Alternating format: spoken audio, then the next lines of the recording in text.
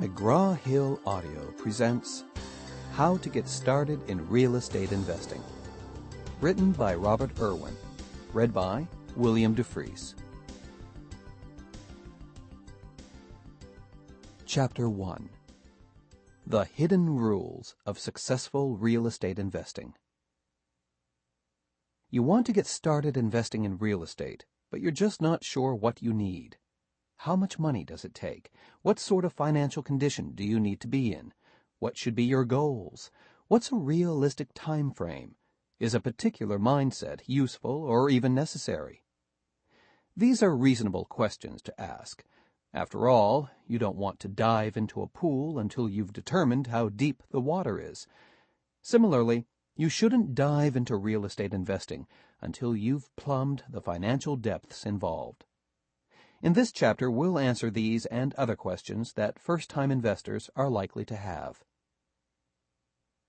How much money do I need? Not a whole lot. Of course, the amount depends on where you're starting. If you want to buy your first rental house, and if you're willing to move into it for a while, before you subsequently rent it out and resell it, then the very best financing in the world is available to you. You can get a mortgage for as much as 103% of the purchase price. That means you can get financing to cover all of the cost of the home, plus virtually all of the cost of the closing. Your out-of-pocket expenses are zero. Where else can you get into an investment for as little? Of course, it's a different story if you buy a home with the express intention of using it as an investment rental. You'll need to put about 10% down plus closing costs. On a $200,000 home, that's about $25,000, a substantial sum of money. Should I invest full-time? In the beginning, it's usually a mistake to invest in real estate as a full-time job. For most people, the best way to invest in property is usually on a part-time basis. It's important to understand that initially, it's unlikely that you'll get enough income to live on out of your properties. After a few years, when the properties have aged and values and rental rates have gone up, it's a different story. But for the first 10 years, it's better to think in terms of reinvesting rather than withdrawing income. All of which is to say that you need to have a steady full-time job for at least the first 10 years you are investing, because your property won't likely yield enough steady income for you to live on. The most successful real estate investors I've known, your author included, buy property for the long term. If you go the long-term route, you won't have to worry as much about making occasional mistakes, because property values almost always go up with inflation and housing shortages. So eventually, you'll come out all right. Aiming at first just to break even, most investors don't count on taking money out monthly.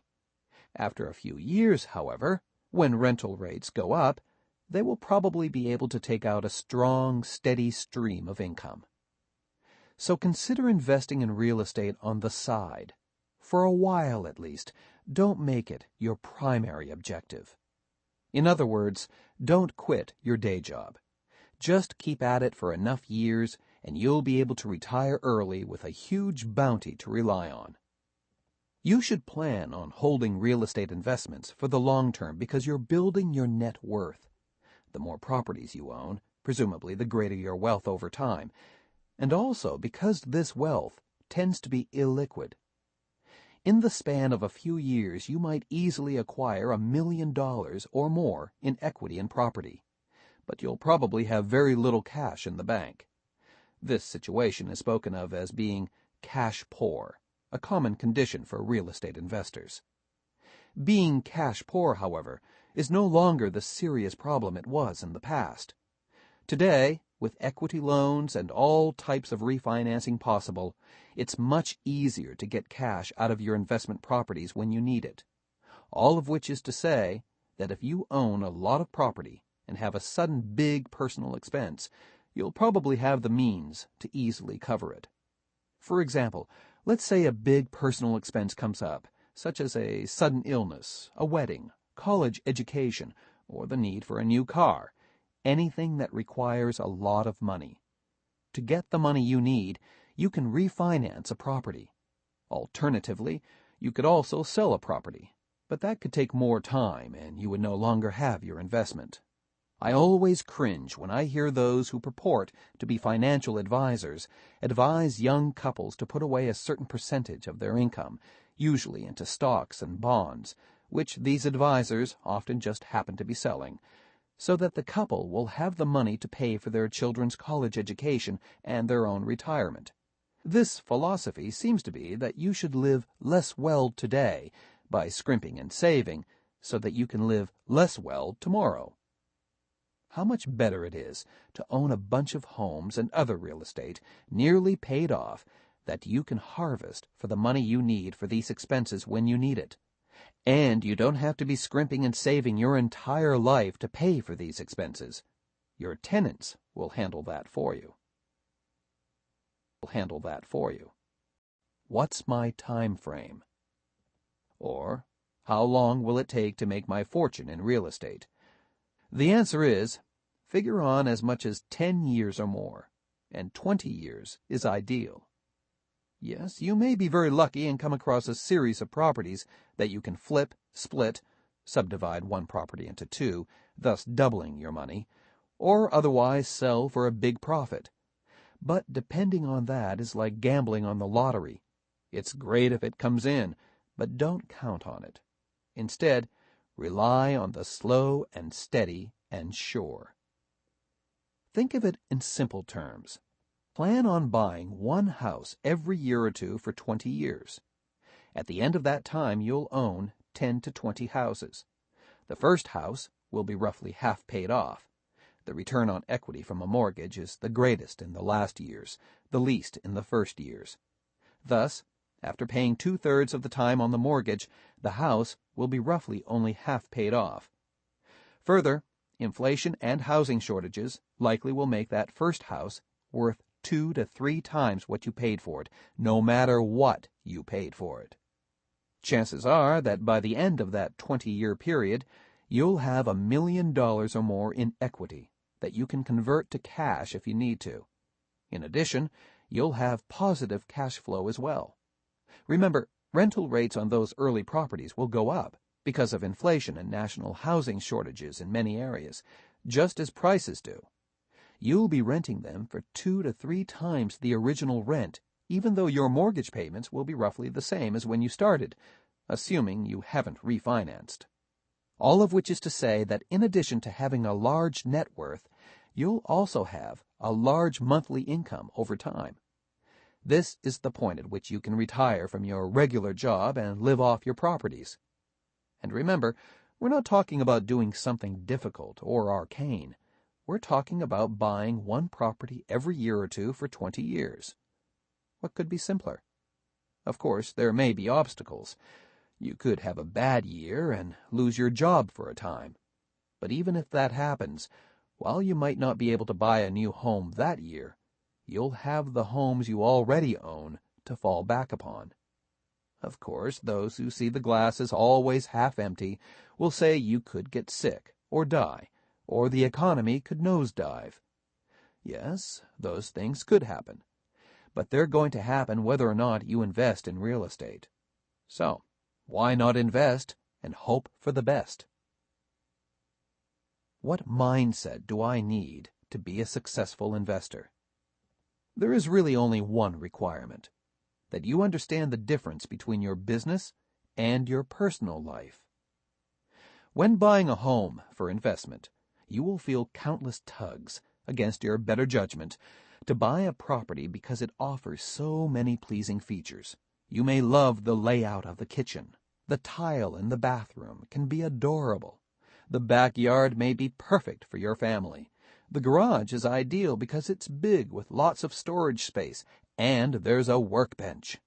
All of the above would be good reasons to select a home for your personal life, a home that would be most suited to your tastes, needs, and desires. However, when buying investment property, you need to put all that aside and let the reasoning portion of your mind take over.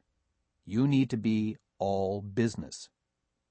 The questions to ask are, will this feature or that one be suitable for tenants? Is it easily replaced if it is damaged or destroyed? Will the feature make the house more or less saleable in the future? You have to put aside all personal feelings when you consider the property. You must be strictly business. This also applies when it comes to money. When it's time to buy or sell a property, you must go for the very best deal possible. You can't let yourself be swayed by feeling sorry for the other party's situation. For example, tenants may tell you that they can't or won't pay their rent because they have so many other bills. You have to be strong enough to tell them the rent comes first and demand immediate payment. If you acquiesce to a tenant's problem, it then becomes your problem because you don't have the rental money with which to pay your bills. Similarly, when negotiating for the purchase or sale of a home, you may find you're dealing with people who have all sorts of personal problems, from illness to divorce to bankruptcy. Your heart may go out to them. However, the way you help them is not to make their problem yours by paying too much or selling for too little. It's by removing a problem from them. For example, you can help a person who is destined to lose his or her house to foreclosure by buying it from them, which will help to save their credit. If you want to go further and give them money to get them back on their feet, I applaud you. However, be sure you understand your motivation. Getting their home out of foreclosure was business. Helping them is charity. Both are admirable, but it's important not to confuse one with the other.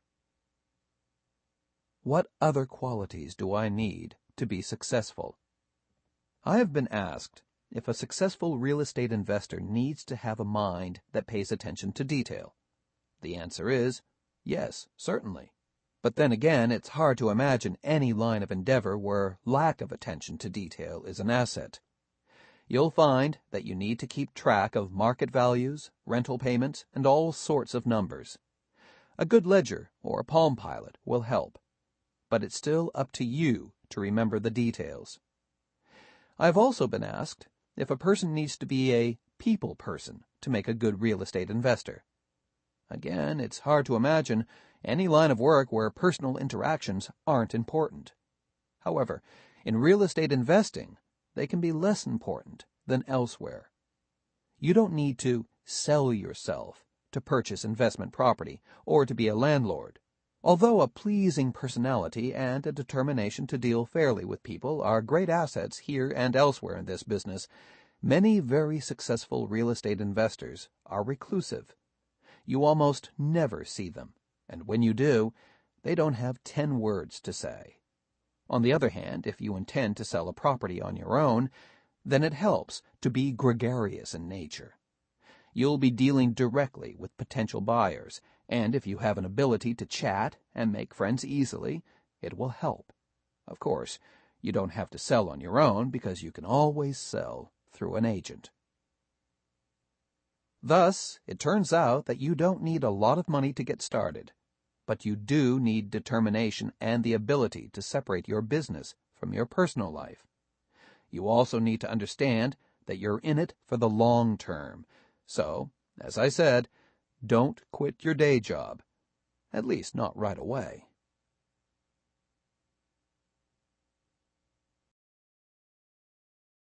Chapter 2. Finding Good Investment Properties.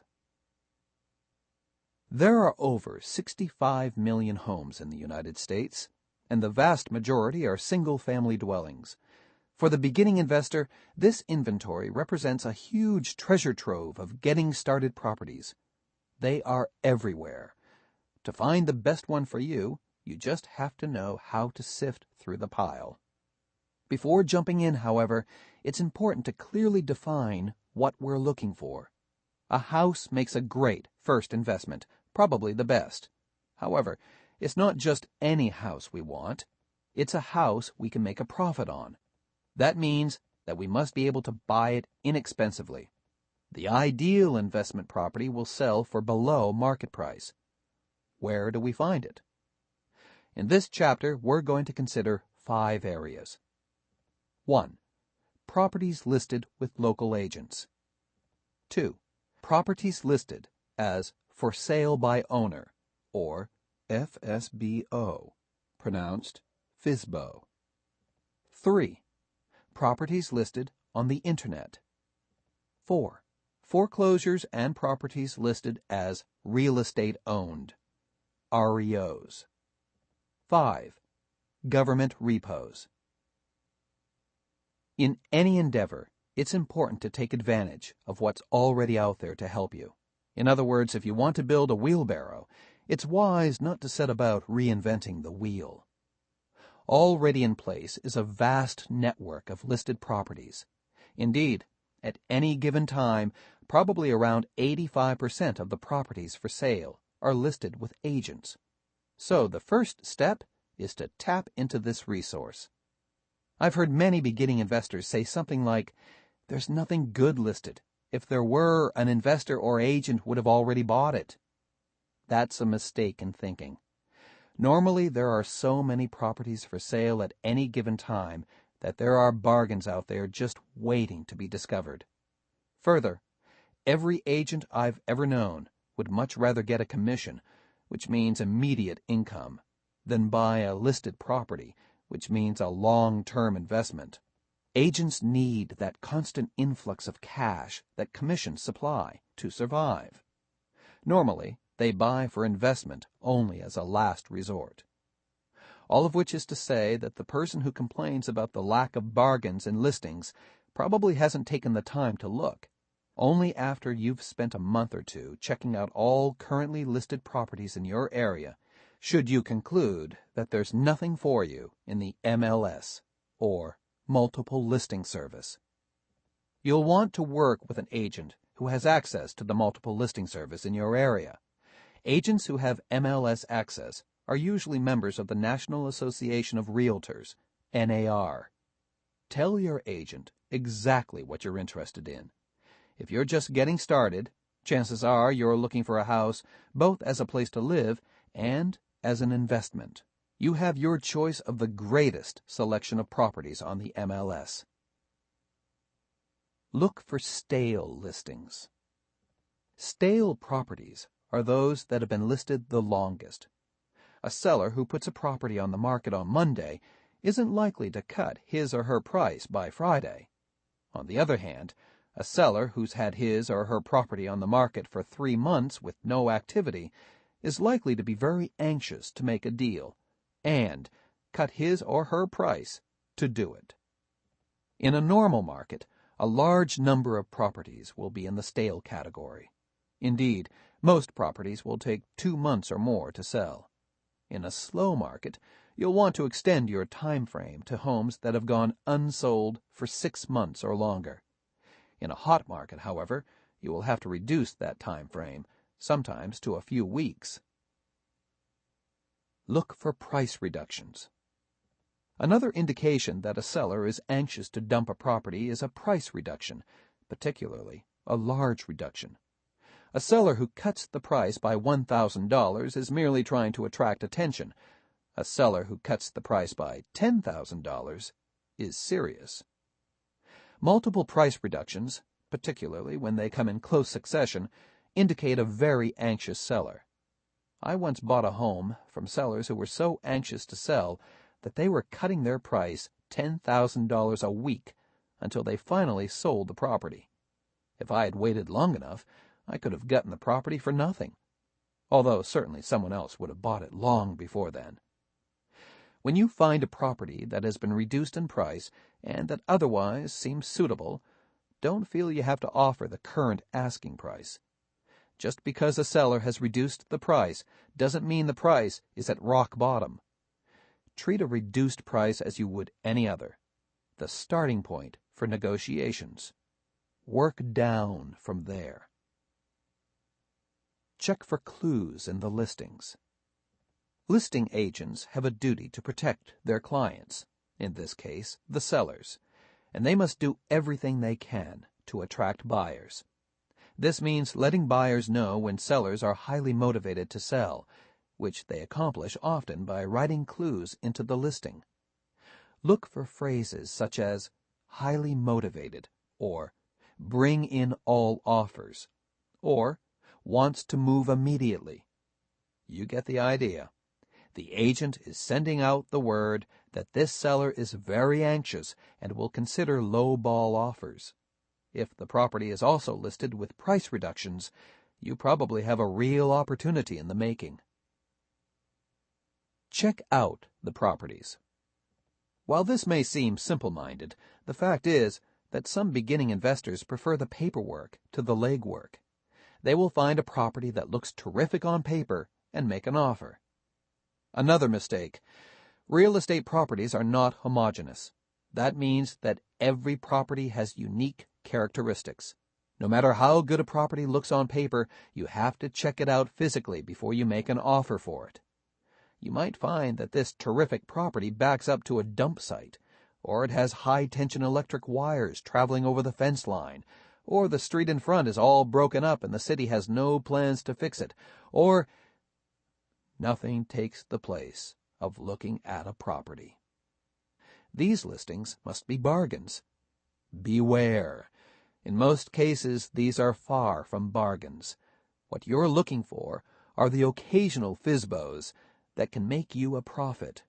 While FSBOs are advertised, really the best way to find the ones that would work for you is to drive through the neighborhoods in which you're interested. There are advantages of buying a property in an area close to where you work. Think of this area as your farm. You'll define certain neighborhoods as good investment areas and, on a fairly regular basis, drive or walk through them. Look for signs that indicate a person is selling his or her home FSBO. When you find a FSBO that looks suitable, based on the criteria at the beginning of this chapter, stop by and engage the seller-owner in discussion. Find out what the asking price is and if there are any special features. Then check it out. Do a comparative market analysis, CMA. Chances are you'll find that the FSBO price is at, or maybe even higher than, market price. How can a seller even think that, you may be asking yourself? Why would I want to spend as much on a property without the benefit of an agent as I would with an agent? The reason the price is so high is that, quite frankly, most FSBO sellers don't think about the work involved in selling their property as much as they do about saving a big commission.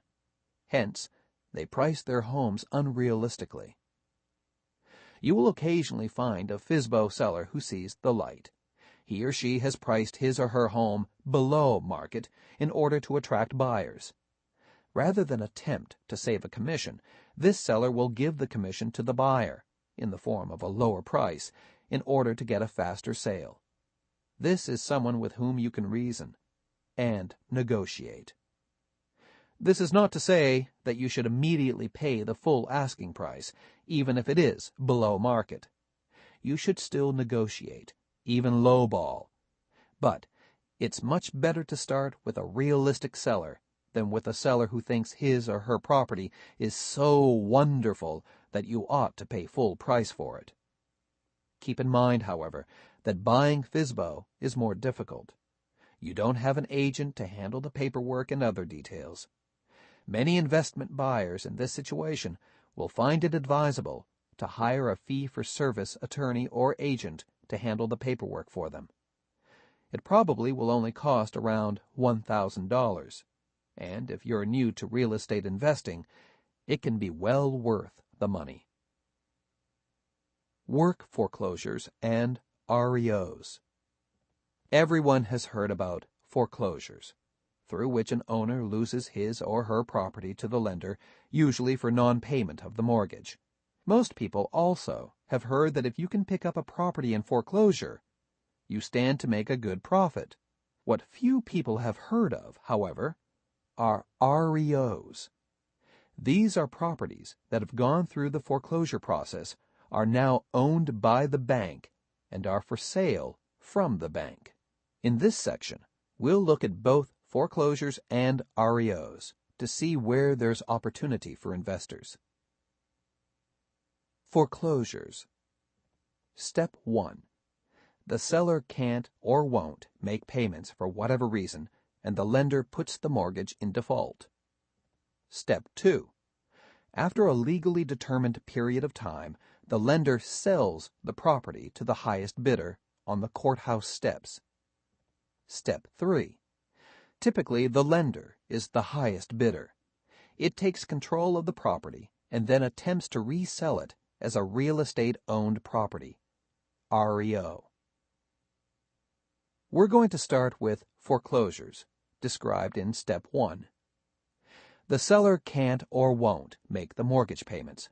He or she is motivated to sell the property, hoping to recoup any equity and save a credit rating. This seller is going to at least listen to any offer that you make. In a strong market, one would think that there simply aren't any sellers in foreclosure. That's simply not the case. The foreclosure rate in good times may be half of what it is in bad times, but in any time, there are still plenty of foreclosures. Sellers are always losing property. Some of the more common reasons include the following. The seller has overborrowed and can't make the payments. There is an illness, death, or divorce in the family, and no one takes charge of maintaining the property, allowing it to fall through the cracks into foreclosure. The seller moved and listed the house, but the agent was terrible, and no buyers were found, and now the seller, at a distance, just won't or can't deal with the house anymore. The seller simply doesn't care about the property. Rare, but it does happen. Finding foreclosures. There are many sources of foreclosure listings. Sometimes property listed with an agent will be in foreclosure. If you find one of these, you know you're dealing with a motivated seller. Sometimes a FSBO will be in foreclosure. Again, the seller is motivated, but often he or she doesn't have enough equity to pay a listing commission. In that case, it's probably not going to be worth your time. You need to carefully evaluate FSBO foreclosures to determine what the seller's true equity is. In addition, too often FSBO foreclosure sellers are going this route because they are too stubborn to face facts. They simply won't believe they will soon lose their property, and they continue to insist on an unrealistic price. There's usually very little you can do with a FSBO seller in this frame of mind. However, occasionally you will find a FSBO who wants to sell and is willing to negotiate realistically. In this case, you may very well be able to pick up a bargain. Other sources of foreclosures include title insurance companies, who act as trustees in foreclosures. They will often provide a list of foreclosures they are handling. In addition, there's almost always a local legal newspaper, one that carries legal notices, in which foreclosure notices are published. Pick this up, and you probably will be able to find every foreclosure in town. Be aware, however, that frequently only the legal description of the property is given, not the street address. You can get the legal description translated at the county assessor's office, but doing so can be a hassle. Also, most larger metropolitan areas have a foreclosure bulletin. This is a private publication that lists all foreclosures, and it gives street addresses, names, dates, and so forth. It's everything you need. However, it usually costs a lot, typically several $100s a year to subscribe. Finally, a number of websites deal almost exclusively in foreclosures and REOs. For example, you can try brucebates.com, BRUCEBATES.com, or realtytrack.com, REALTYTRAC.com. When using any site, however, be sure to check that the foreclosure is indeed in your area. Once you find someone who is in foreclosure, it is then up to you to contact him or her directly and find out if there is a good deal available for you. Hopefully, you already have a name and phone number. Now, just give this person a call. Explain that you're an investor and that you're looking for property in the area. You heard he or she was having some difficulty in making payments, and you're wondering if there's a way to make a win-win situation out of it. The seller gets to save his or her credit, plus, perhaps, some money, depending on the seller's equity, and you get the property. What you can offer to the owner is to make up the back payments and penalties and save the owner's credit rating in exchange for the title to the property. In other words, you can offer to take it over. The advantage here is that you get the property for virtually no money down, plus whatever equity the owner may have. The disadvantage is that the loan may not be assumable. If that's the case, you may not only have to make up back payments and penalties, but also secure a new loan with accompanying points and fees. In short, it may cost you many thousands of dollars to take over this property and bail out this owner. You may find that by the time you add up the costs, it simply isn't worthwhile. It's important that you calculate these costs as accurately as possible before you make any kind of offer to the owner. You may find that it simply isn't worth your time to attempt to right the foreclosure and take over the property. Can I buy at the foreclosure sale? Yes, you can. You can purchase the property when it is sold on the courthouse steps. At the time of the foreclosure sale, the lender always offers the full price of the mortgage or trust deed. But there is nothing to prevent you or anyone else from offering more. Your offer, however, usually must be in the form of cash, so you will have to work out financing in advance, and you will often receive no title insurance or other guarantees as to the status of the property. You might, for example, think you're bidding on a first mortgage, only to find that it's a second or third. This could be catastrophic for you. Buying at foreclosure sales is a tricky business, and is best left to those who are experienced in the field.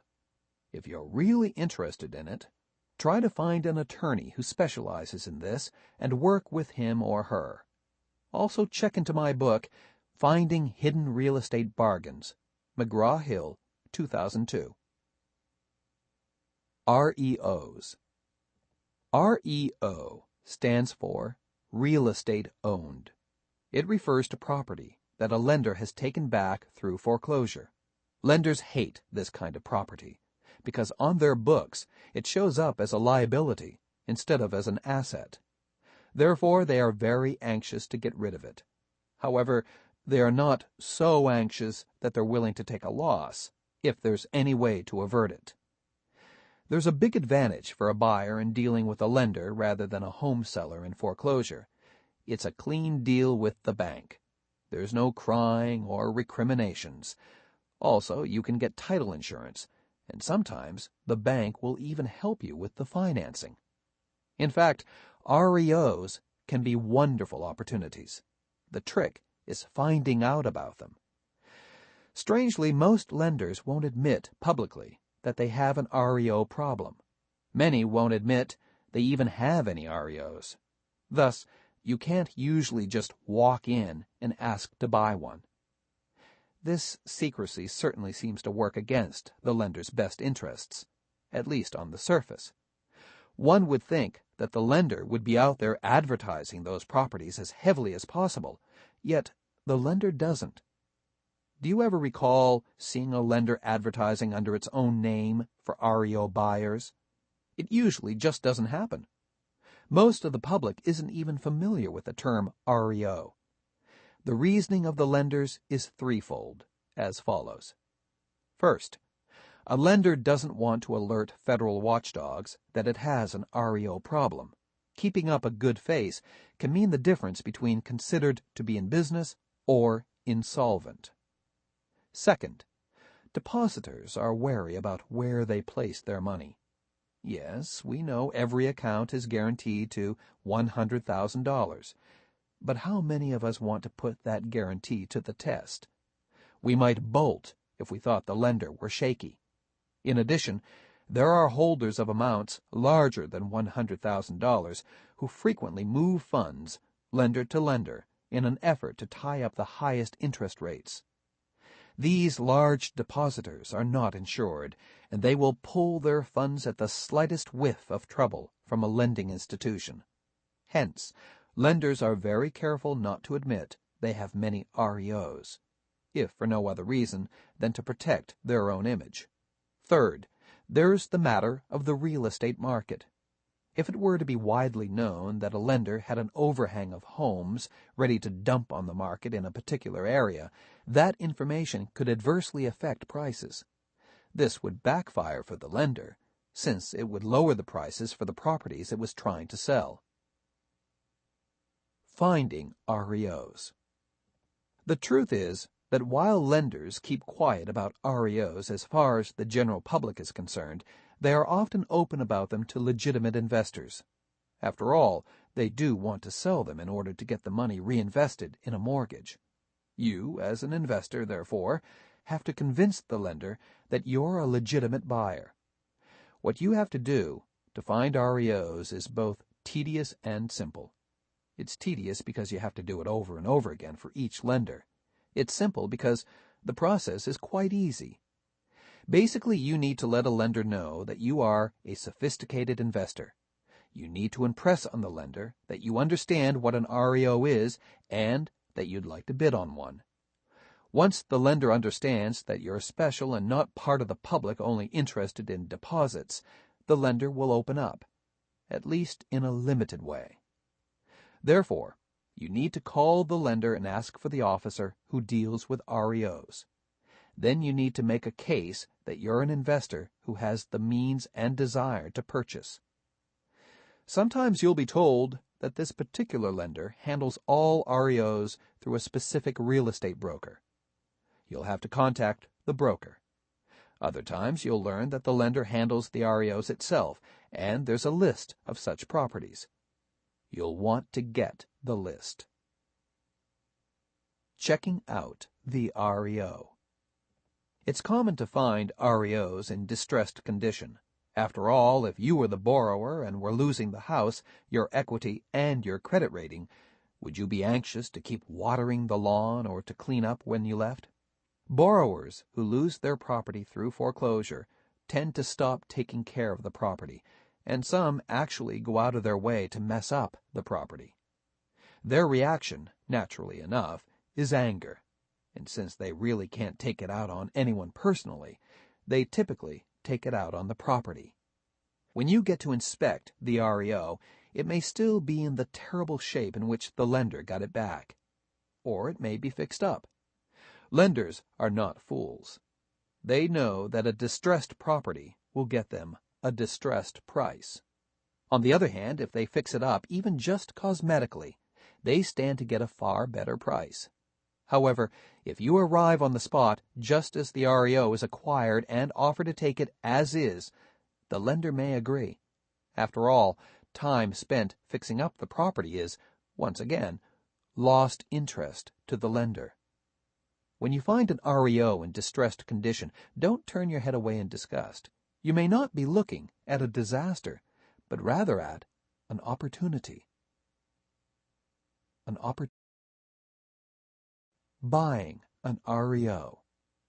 Buying an REO is like buying any other property. You make an offer to the lender. If it likes your offer, you've got a deal. If it doesn't, you can try to negotiate. Most lenders prefer all cash. That way they get rid of the property once and for all. This simply means that you have to go to a different lender to get financing. However, don't expect great financing on REOs. Typically, you'll be looking at 10% down or more, plus closing costs.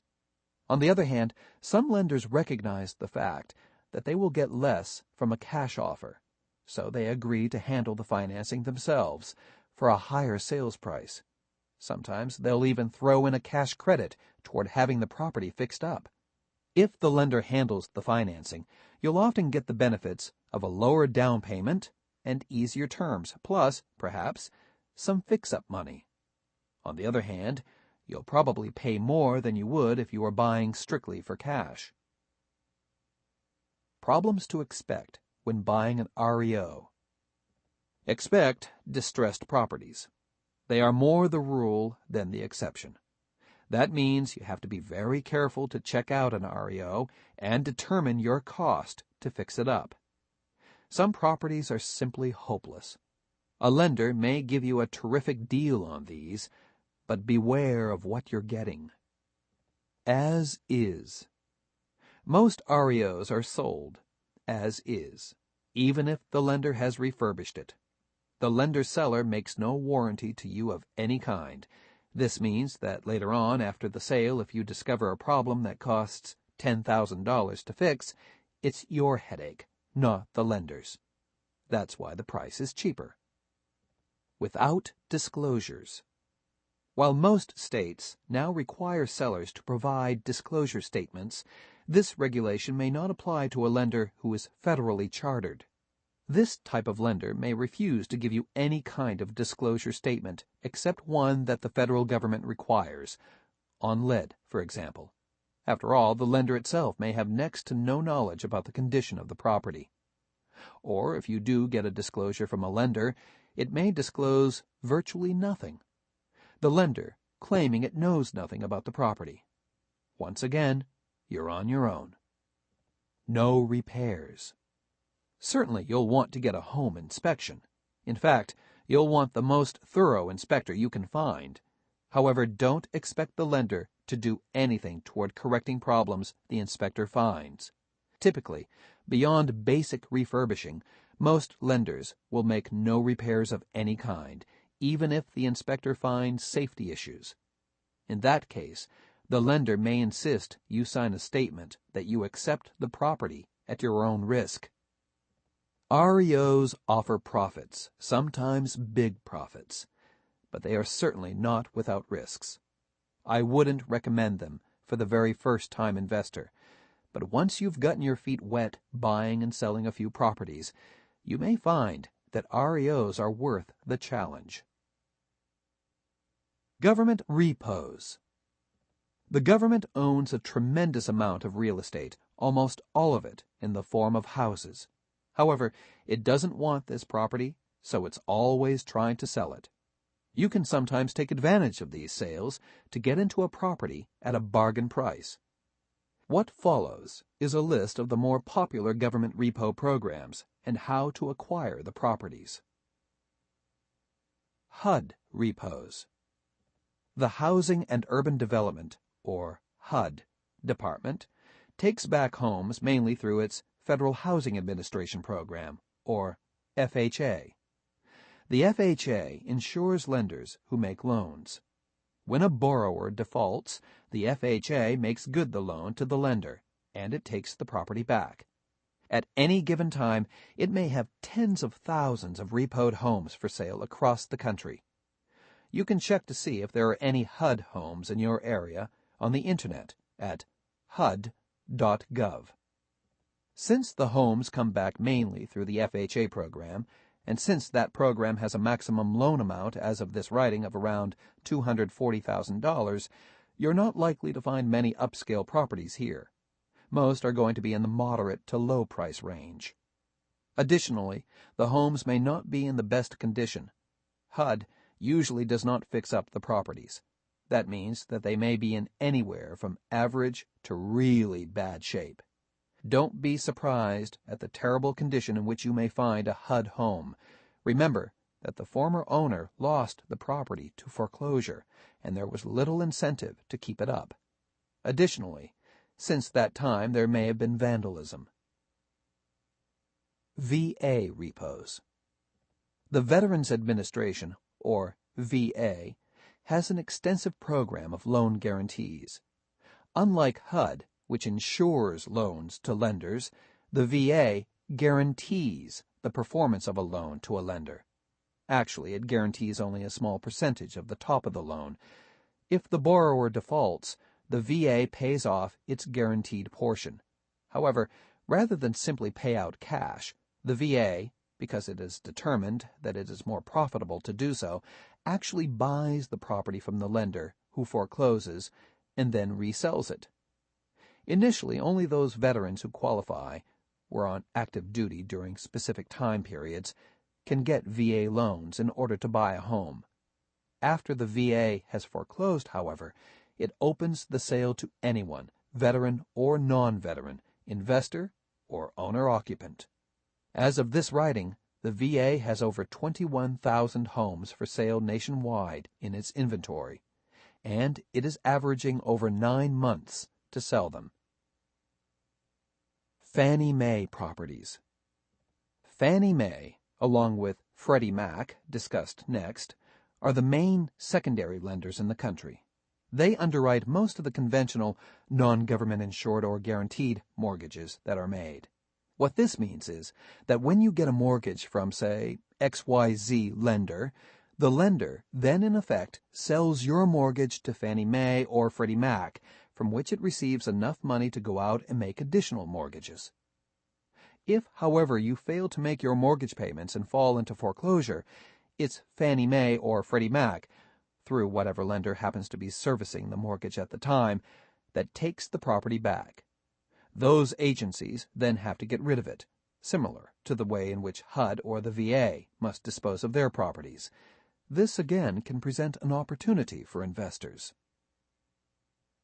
Freddie Mac properties. Like Fannie Mae, Freddie Mac offers single-family detached homes, condominium units, and townhouses.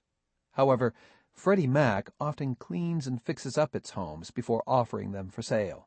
If you want to submit an offer on a home for which you propose doing the fix-up work yourself, chances are the Freddie Mac will still, at the least, clean up the property to some extent before you buy it.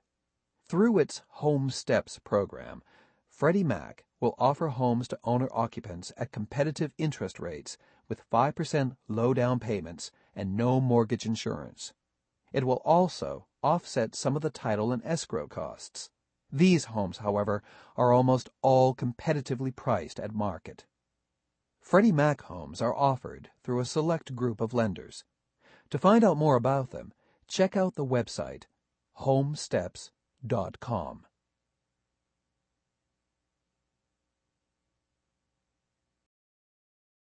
Chapter 3. Evaluating Cash Flow. This chapter grew out of an email that I received at my website, robertirwin.com, from a reader complaining that he was having trouble getting a property's rental income to cover the mortgage and other expenses. How do I know in advance whether a property I'm interested in buying is an alligator or a cash cow? And how do I reduce negative cash flow in a rental property I already own? He asked. An alligator is a property for which your expenses are so high that you can't cover them with the rental income, and your monthly losses, negative cash flow, eat you alive, hence the name. A cash cow is a property for which your rental income exceeds your expenses, and each month it gives you milk in the form of money in your pocket, positive cash flow. In this chapter, we'll look at some solutions to the age-old problem of evaluating investment property in terms of its cash flow. How do I calculate income versus expenses?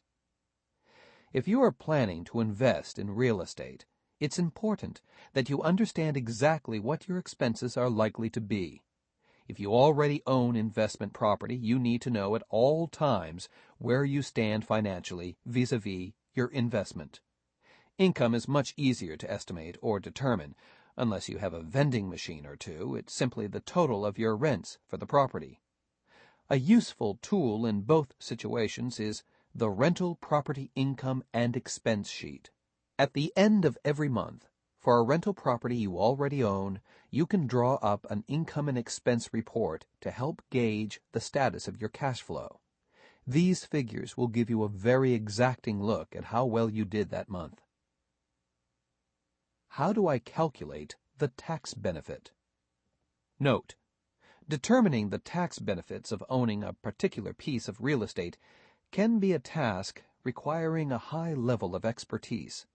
The following discussion is intended strictly as an overview and might not apply in your situation.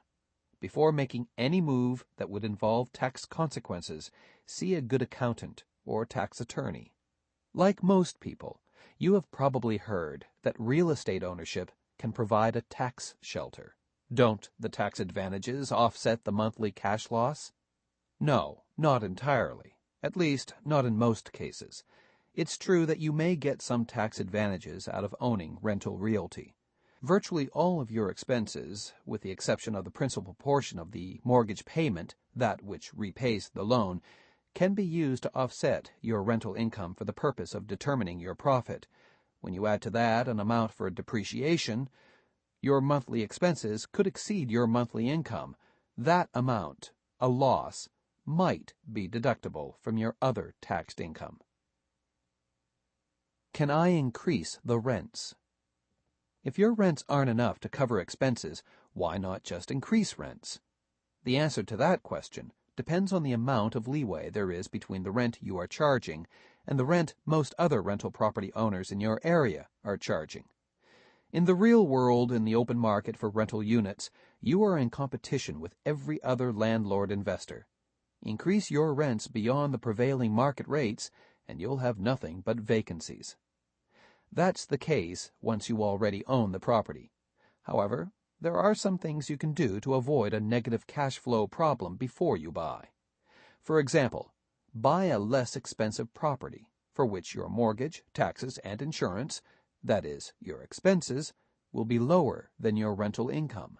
I'm sure many listeners will be quick to point out that if you pay less for a property, you will get less rental income from it.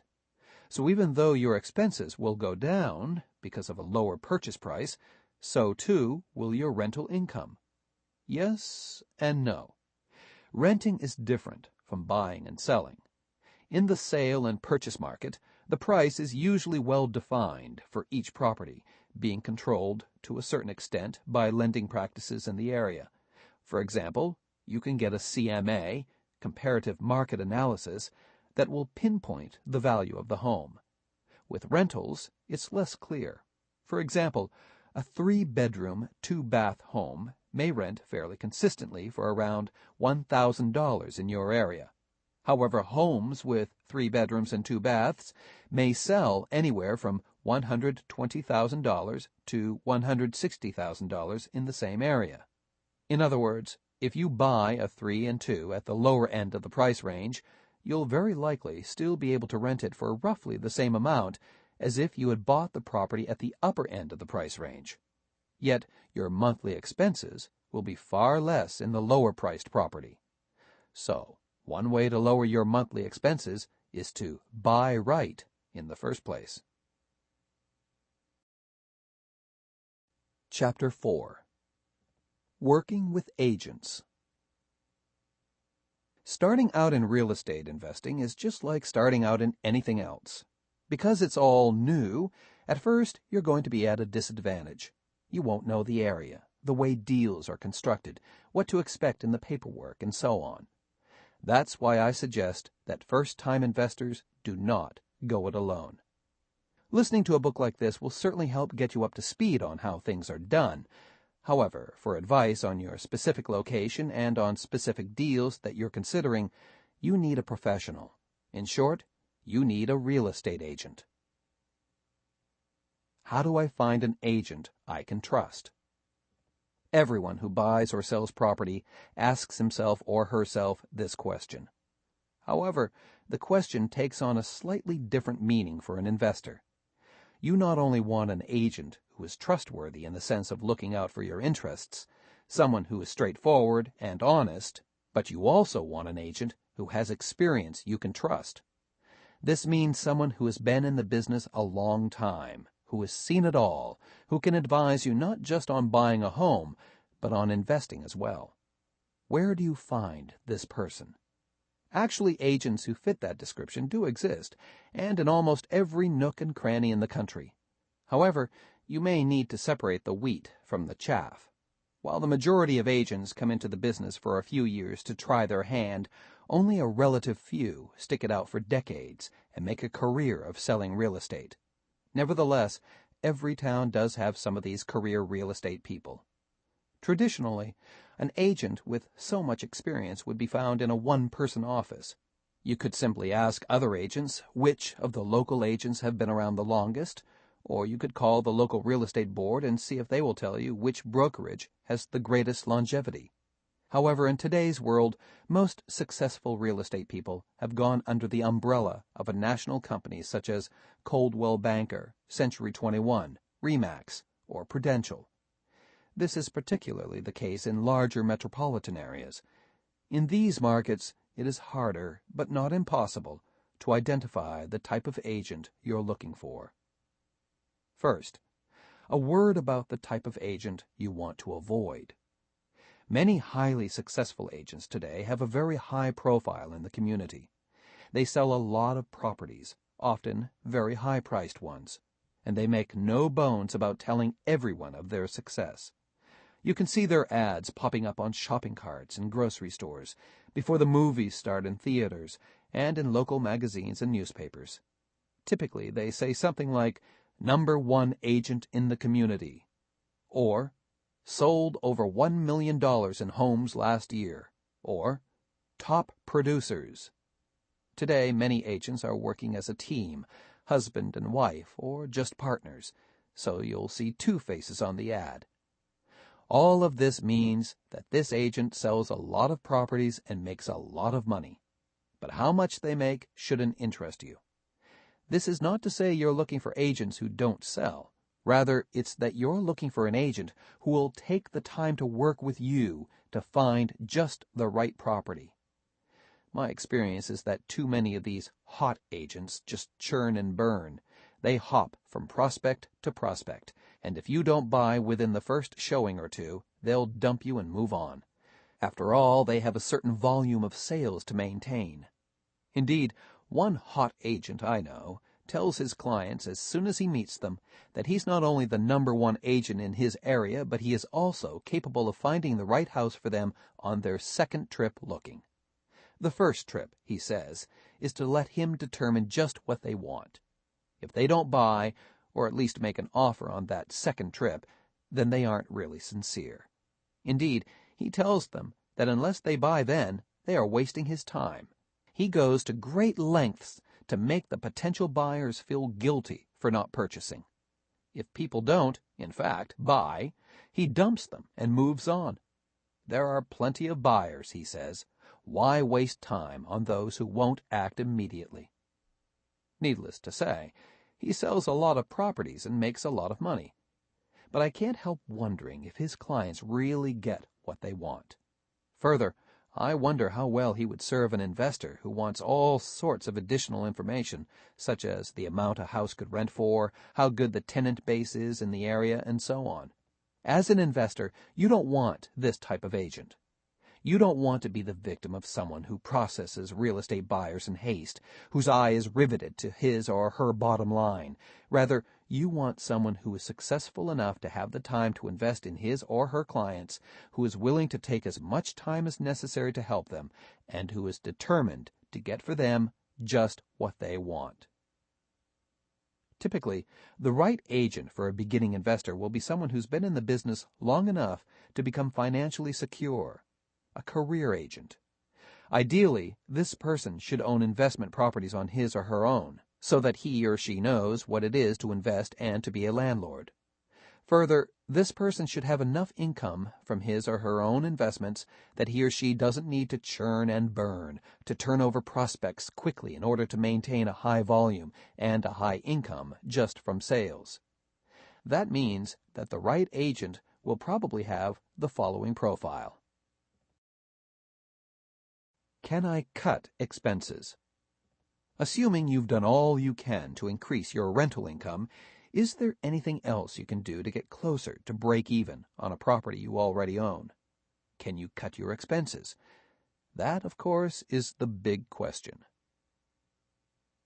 Fixed expenses. Taxes. There's very little you can do to cut your property taxes. It might be possible to have the property reassessed, but unless market values overall have dropped, a revaluation is just as likely to result in a higher assessment as in a lower one. This is most likely a fixed expense that you have to pay. Insurance. As with taxes, insurance tends to be a fixed expense. You could shop around for a cheaper policy, but remember, in addition to fire insurance, as a landlord, you also need high liability insurance in case a tenant gets hurt on the property and sues you. Again, there's probably little you can do here. Maintenance.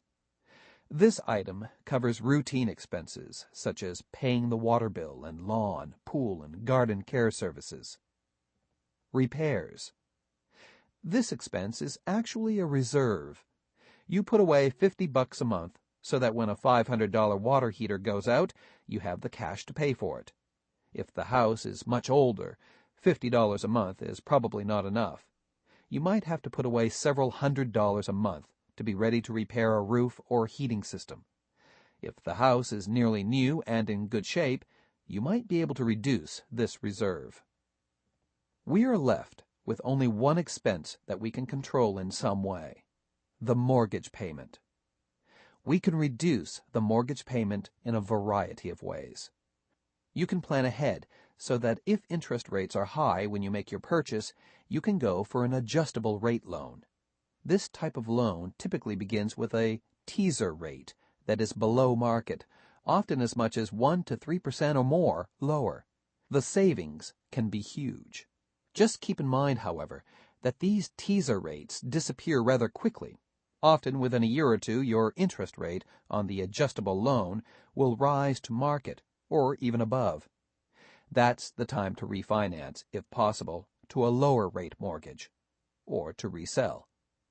On the other hand, if interest rates happen to be low when you buy, get a fixed-rate 30-year loan.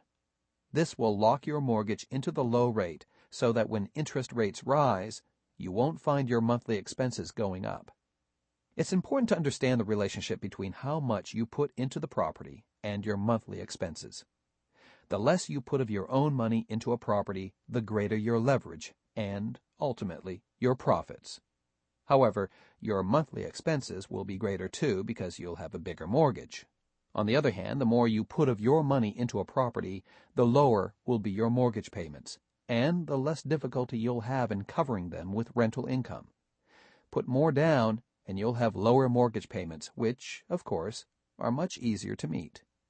But doesn't this fly in the face of the advice that says use other people's money, OPM? The more of your own money you put in, the less of OPM you're using. Won't that reduce your profits? Yes and no.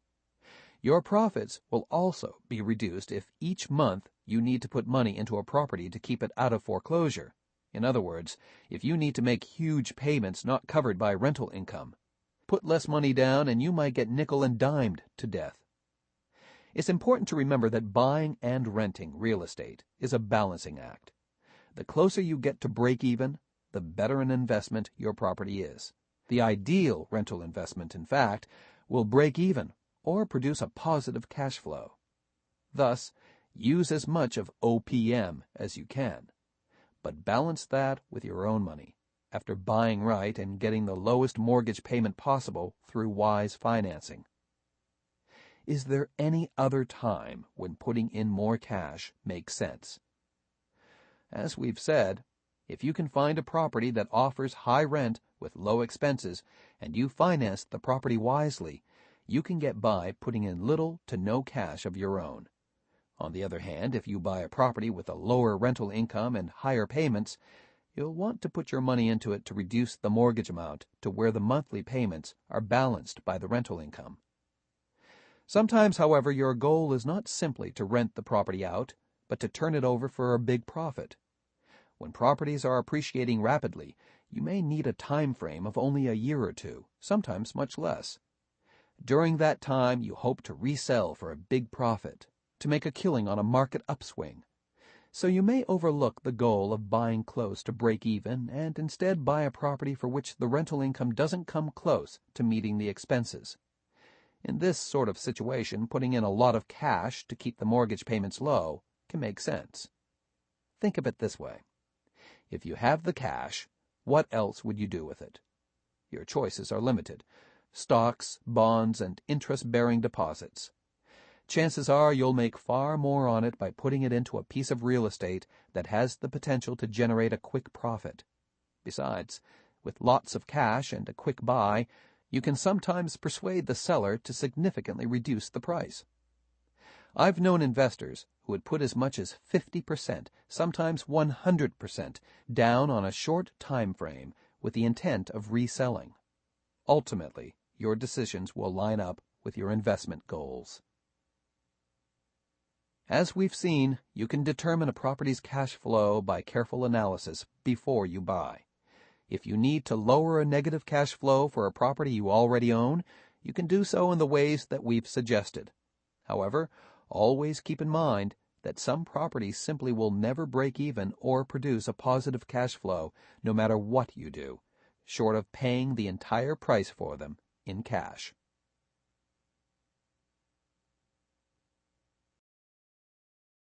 Profile of the right agent. 1. Middle-aged or older. Remember, it takes a while to build up a string of properties and accumulate wealth in real estate.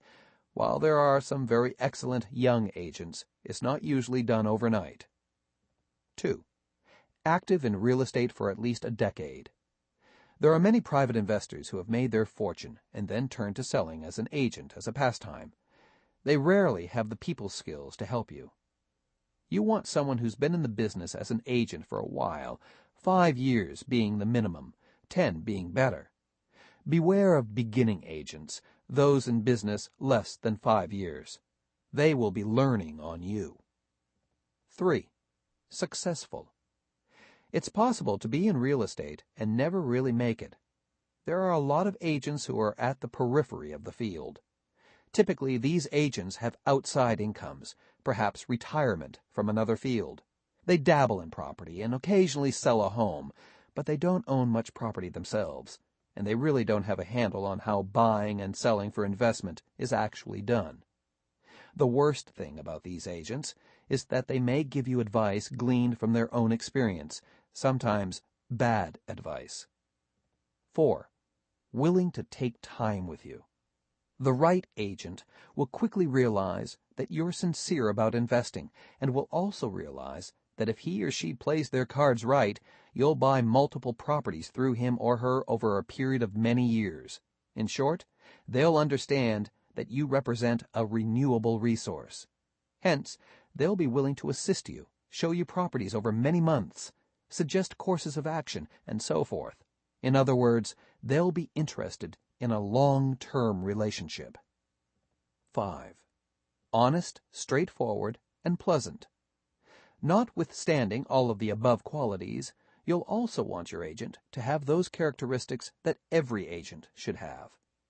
You'll want him or her to be on your side always.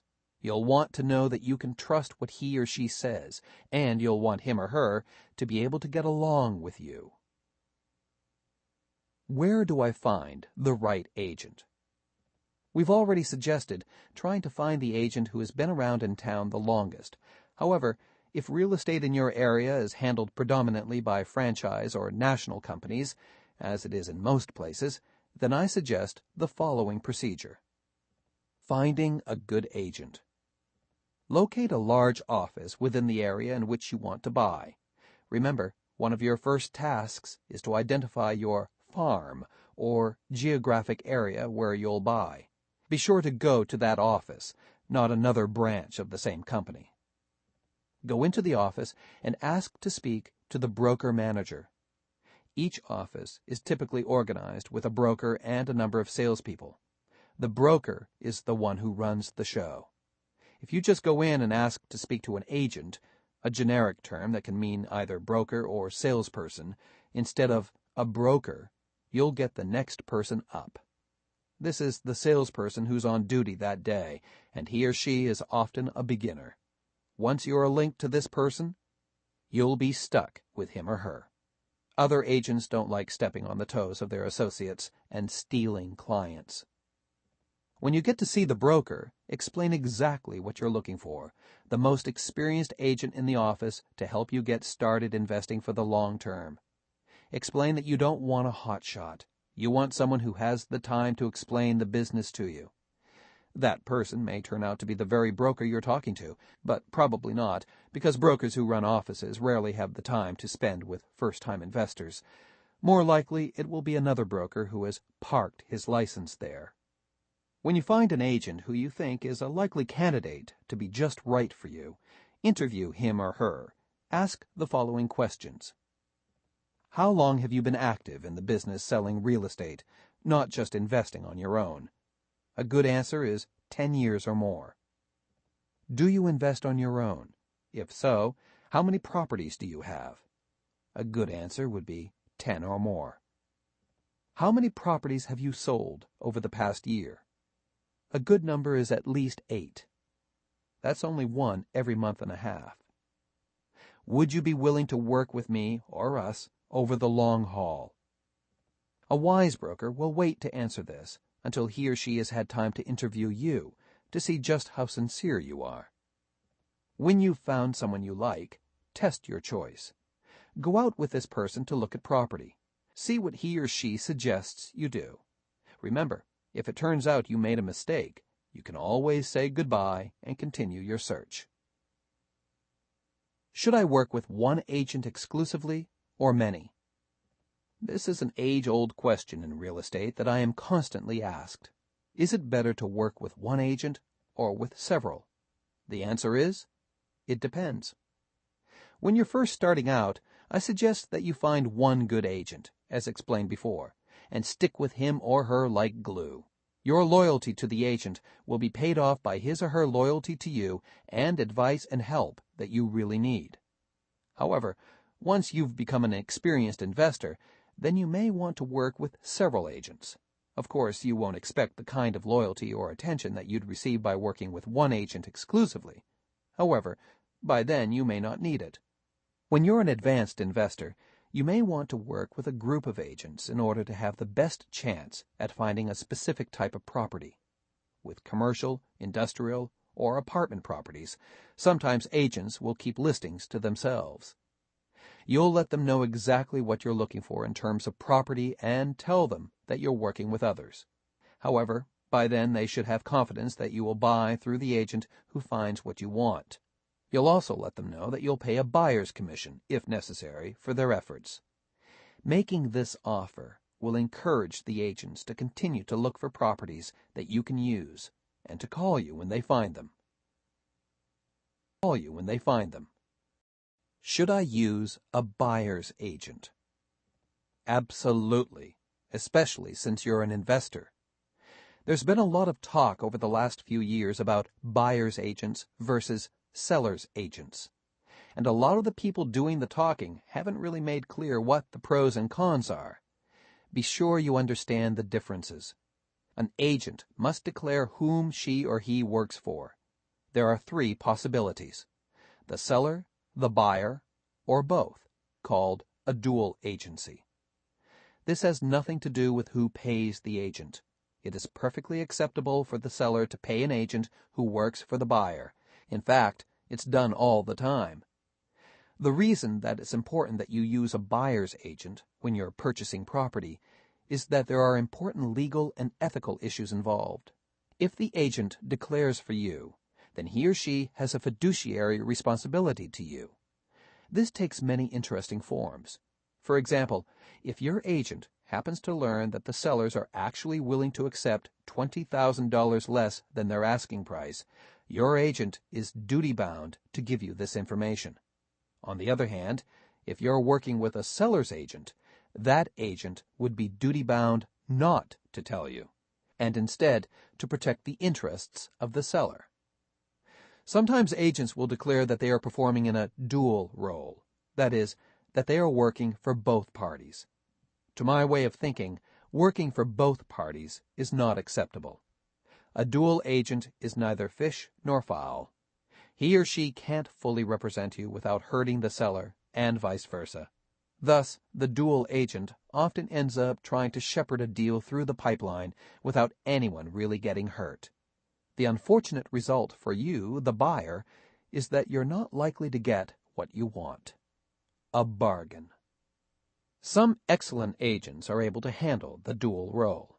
But for my money, I'd go with a buyer's agent any day. Which brings up another point. Who pays the buyer's agent? Do I have to pay the buyer's agent? If the seller pays the seller's agent, then it stands to reason that the buyer should pay the buyer's agent. However, as noted earlier, that's not how it usually works. Typically, the seller's agent will list a property for, say, a 6% commission. The seller's agent will then list the property with the Multiple Listing Service, MLS, or otherwise agree to co-broker the property with other agents. This typically means splitting the commission 50-50. Thus, the agent who finds the buyer gets half the commission. There's no reason that can't be your buyer's agent, and the seller's agent ends up with half. Thus, the seller actually ends up paying your agent. Sometimes, however, the seller's agent will refuse to co-broker a property. As noted, this occasionally happens in bigger investments, such as apartment buildings or commercial or industrial properties. This means that the seller's agent will want the entire commission, or at least the bigger share of it. In that case, you might, indeed, need to pay your buyer's agent a commission, or a portion of it. However, in this circumstance, hopefully, you won't mind because the deal will be big enough and generate enough profit to make the commission worth your while. Can I ask the broker to take less? Usually, that's a mistake. It's important to understand that there is no set or fixed or standard commission in real estate. That was done away with decades ago after a series of legal cases. Today, the commission is what the agent and the client agree that it is, and it can be any amount. However, that being said, most good agents will demand a minimum commission below which they will not work. They may say, for example, that they are worth a full 3%, half of a 6% commission, and they don't want to work for less. They will have to split that 3% with their office. Average agents split it 50-50, but top agents get as much as 80 or 90% of their portion of the commission. If you then badger them to cut their rate, you're asking them to work for less than they feel they are worth. Some extremely honest agents will simply refuse. They know their value. Others may grudgingly acquiesce, but you may have poisoned the relationship between you. They will surely resent what you did, and then you'll always be wondering if they are doing as good a job as they should. My advice is to do one of two things if you want to pay less. First, of course, find out how much the agent wants. Then, either agree to the amount, or find another agent who is willing to work for less and tells you so right up front. Should I use a discount agent? In the past, there were very few agents who would work for less than a 6% commission. Years ago, most wanted 5%. Then it went to 6%, and in some areas, they are now asking 7%. In fact, to help make ends meet, some offices are also trying to tack on a transaction fee of several $100s. This extra money does not go to the agent, but instead goes to the office to cover its expenses, not covered because it may be paying a top agent 80 to 90% of the commission it takes in. I've never met a buyer or seller who was happy about paying a transaction fee, and I expect these will fade away over time. Today, however, there are many agents in almost all communities who will work on a discount basis, some with very steep discounts. That means that selling agents will work for as little as 1% instead of the 3% selling agent's typical commission. Keep in mind, however, that these may not be the sort whom you want and need when you first start investing.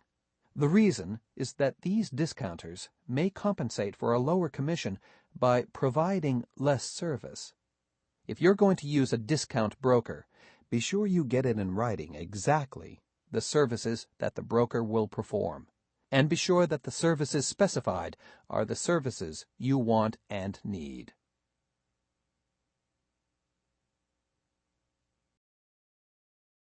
Chapter 5. Cutting Closing Costs.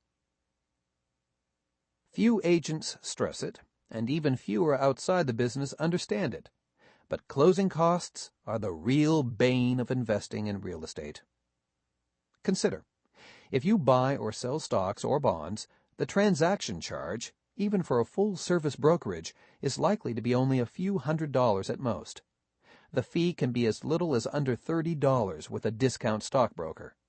In contrast, with real estate, the closing costs are almost always thousands of dollars. For example, a seller who uses a full-service agent can expect to pay around 8% of the price of the home in closing costs. For the same property, the buyer's closing costs can be 2 to 4%. That means that the combined closing costs for the buyer and seller amount to 10% or higher. On a $200,000 home, that's $20,000, a fair piece of change. For the person who buys and sells a home every decade or so, statistically, people in the United States change homes about once every 8 or 9 years, the closing costs may seem like a lot of money, but not enough to make them change their habits. When they buy and sell real estate, 85% of sellers still use agents, and 90% of buyers do. On the other hand, for the investor who may buy and sell one or more properties every year, these costs can be quite onerous. If you're paying out 10% for the round trip, it's going to take a big bite out of your profits. Therefore, it's very important for the investor to seek ways to reduce those closing costs. We'll see just how you can do that in this chapter. Negotiating the closing costs. In real estate, everything is negotiable, including the closing costs. Normally, buyers pay their share and sellers theirs, as determined by local custom. However, there's nothing to prevent your having the other party pay your closing costs. Why would the other party be willing to do that? Actually, they wouldn't. If I'm selling my house and the buyers ask me to pay their closing costs, my answer is no. What a ridiculous question. Case closed. On the other hand, if the buyers write into the purchase agreement a clause that says their purchase is contingent on my, the seller, paying the closing costs, then it's a slightly different matter. Now, it's the case that if I want the deal, I have to pay their costs. If I don't pay their costs, then I chance losing the deal. The buyers, here, have made the closing costs a deal point, a deal maker or breaker. Of course, if you demand something in one area, you're likely to have to give something up in another area. If you ask the sellers to pay your closing costs, chances are they will want you to pay a higher price. What you gain with one hand, you lose with the other, right? Not necessarily. Remember, as a buyer-investor, it's highly unlikely you'll be going in at full price. Instead, you'll lowball the sellers hoping to pick up the property at a bargain price. All of which is to say that there's probably going to be a lot of negotiation before the final price is agreed upon. When that's the case, my suggestion is that you do not bring up the matter of your closing costs. Rather, you bargain as ruggedly as you can for the price. If the sellers ultimately agree to your original lowball figure, then forget about asking them to pay the closing costs. You're already getting the house at a bargain basement price. On the other hand, what's more likely is that they'll come down some while you come up some. Eventually, the negotiations will reach a crisis. The sellers simply won't come down any further. If you can live with their final price, then at that point agree to it, provided they pay for your closing costs. In other words, stop arguing about price and instead turn to terms. It's positively amazing how often sellers will agree to terms if you give them their price. For example, you may be buying a $300,000 property, and after negotiations, you're down to offering $240,000, while they're insisting on $250,000. Only $10,000 separates you. If you can live with a $250,000 price, a reduction of roughly 17% of the asking price, not bad, then agree to it, providing the sellers pay for your closing costs. Since these could be an additional 3%, that's another $7,500 thrown your way. Even better, it's in the form of cash that you would otherwise have to come up with. It's $7,500 that you don't have to take out of your pocket to make the deal. The sales price remains $250,000. However, you get a credit toward your closing costs of $7,500. Of course, it works both ways. When you're the seller, you can demand that the buyers pay for your closing costs, or a portion of them. Because of the commission, Sellers' closing costs are usually far higher than buyers. But to make the deal, they may be willing to do it. Don't think this is an unusual occurrence. It happens in transactions all the time. However, it will never happen unless you insist upon it. Wise investors make it a regular issue to insist that closing costs be part of the deal. A different way to avoid paying the closing costs from out-of-pocket cash is to finance them. Here, instead of the sellers footing the bill, the lender does. Yes, it can work, but you must be careful to find a lender who is agreeable, and doubly careful to be sure the lender is fully aware of what's happening.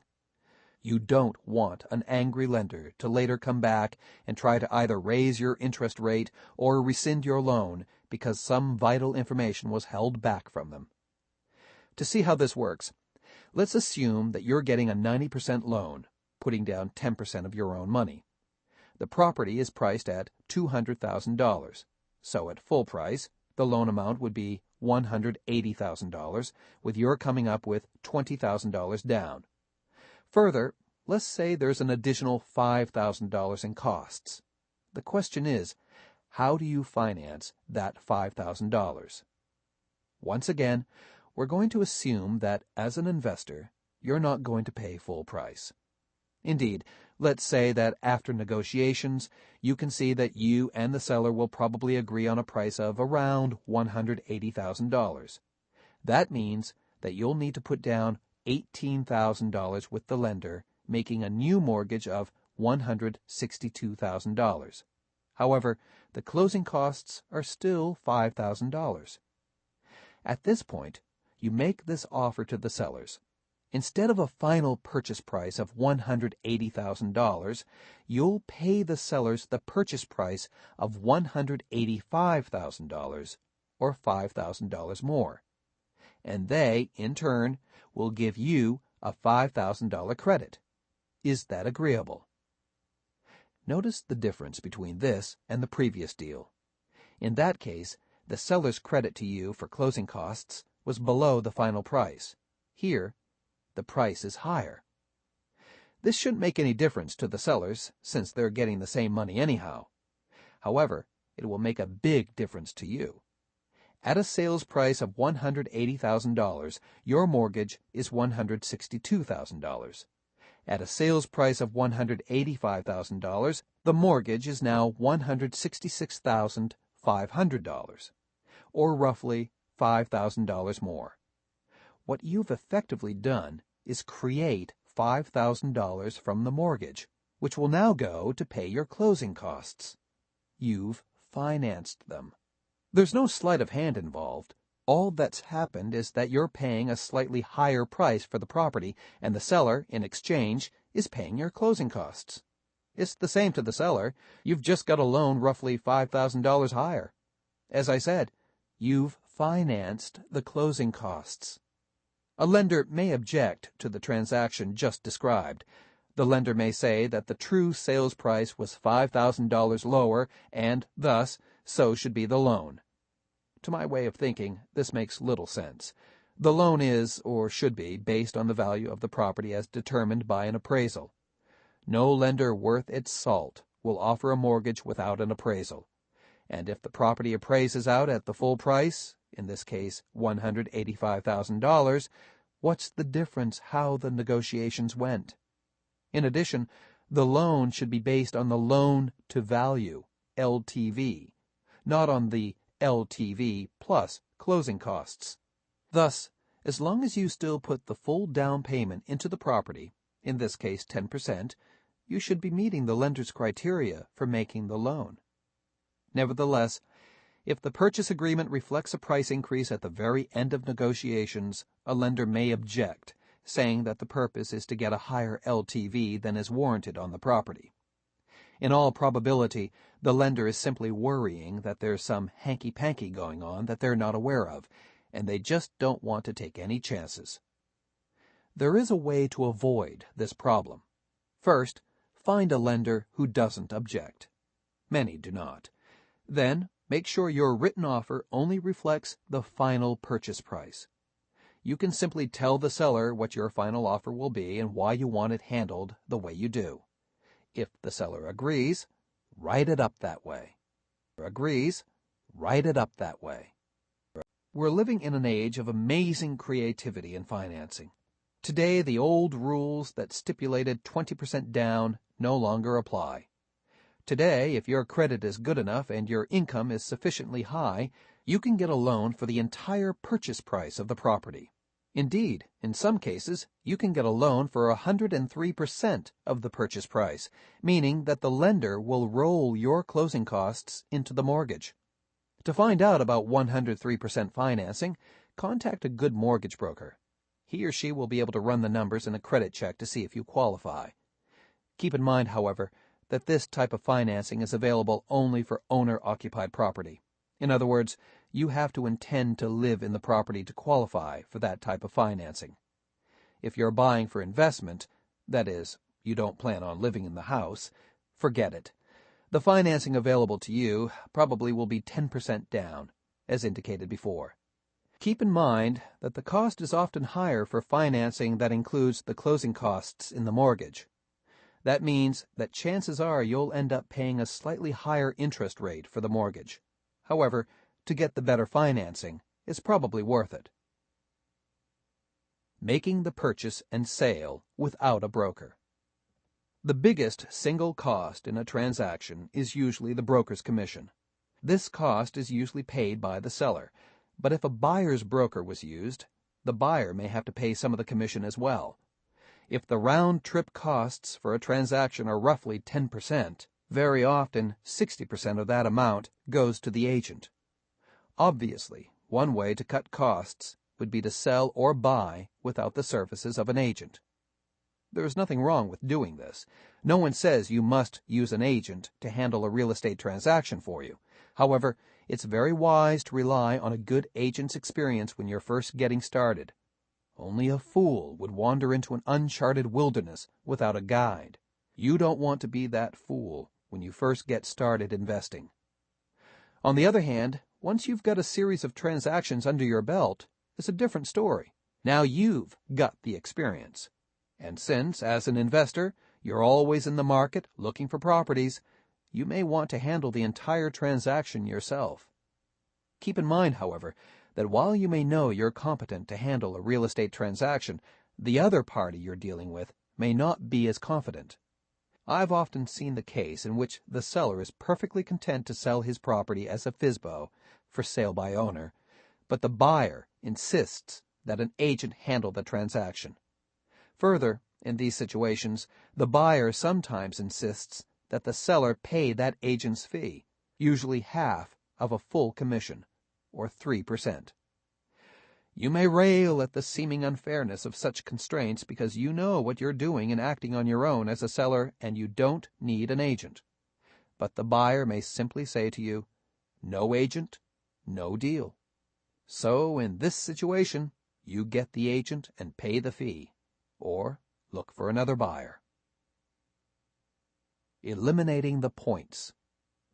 For the buyer, the biggest cash closing costs are usually the points to get the mortgage. If you're getting a mortgage for $200,000 and you've agreed to pay 2.5 points, that's $5,000 out of your pocket.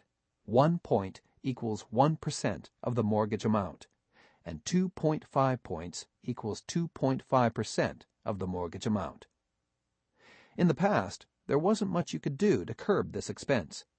Today, however, with most lenders, you can reduce or even eliminate the points by simply agreeing to pay a higher interest rate. Indeed, lenders use points as a device to enable them to offer you a loan at a rate lower than the prevailing market rate. For example, say that the going interest rate is 7%.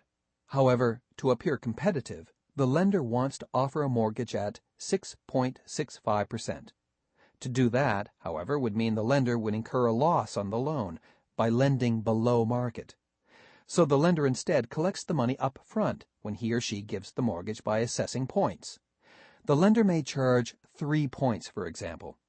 Using a complicated calculation, it may turn out that 6.65% interest plus 3 points yield a 7% return to the lender. As far as the lender is concerned, loaning money at 7% straight, or at 6.65% plus 3 points, comes out exactly the same. Thus, when you try to obtain a mortgage and the lender says it's 6.65 plus 3 points, why not ask, how much is it with no points? The lender should be able to make a quick calculation and, in this case, say 7%. Thus, by paying a slightly higher interest rate, along with slightly higher monthly payments, you can avoid having to pay cash up front in the form of points. Dealing with the title insurance and escrow companies. The last biggest expenses in the closing costs are the fees that go to the title insurance and escrow companies. In the past, these fees tended to be relatively small. However, in recent years, some companies have jacked up their fees to incredible sizes. Today, some companies are charging 2 and 3 times what they charged only a decade ago. Therefore, if you could cut these fees, you could save hundreds, if not thousands of dollars on a transaction. There are 2 ways to cut them. The first is to simply shop around. Title insurance and escrow companies compete for business, and their rates vary. Check out half a dozen in your area. You'll probably be astonished at the differences. Then, when you're making your deal, insist that the escrow and title insurance be handled through a company with a cheap rate. Once you explain, the other party to the deal should be happy to go along. But the agent might not. Although bundling of services through which the agent gets a kickback is unethical and in some cases illegal, many agents insist that both buyers and sellers use the escrow and title insurance company of their choice, sometimes one that is affiliated with their real estate company. They often use a very convincing argument that goes something like this: I've been involved in hundreds of deals, and the only ones that went sour were those that didn't use this company. This is the only company in which the people are reliable, and you can count on them to do the job right. Pretty convincing, isn't it? Furthermore, it might be true. Nevertheless, if you're cost-conscious, you may be willing to take a chance on a company whose rates are half of those of the company that the agent is pushing. Just remember that it's up to you and the other party to decide on which escrow and title insurance to use. The agent can suggest, but cannot normally demand. The second way to reduce the costs is to cut a deal with a particular escrow and title insurance company. After all, remember that you're an investor who's likely to bring in a lot of business. If you're there every 6 months to a year with another deal, particularly as the deals get more expensive, there's a lot of money to be made by the company. So tell them that you'll deal with them exclusively. You'll bring all your purchases and sales to them if they will give you a special rate. Don't think this type of arrangement is something new or unusual. Title insurance and escrow companies regularly offer reduced rates to better customers. Even if you're just a consumer who happens to sell a house within a year after you bought it, the company may cut a deal of anywhere from 5 to 25%. If you're an investor who brings in deals on a regular basis, you may be given a regular discount. Transaction costs, strangely named closing costs, take a big piece out of every real estate transaction. The more you can knock them down, the greater your profits.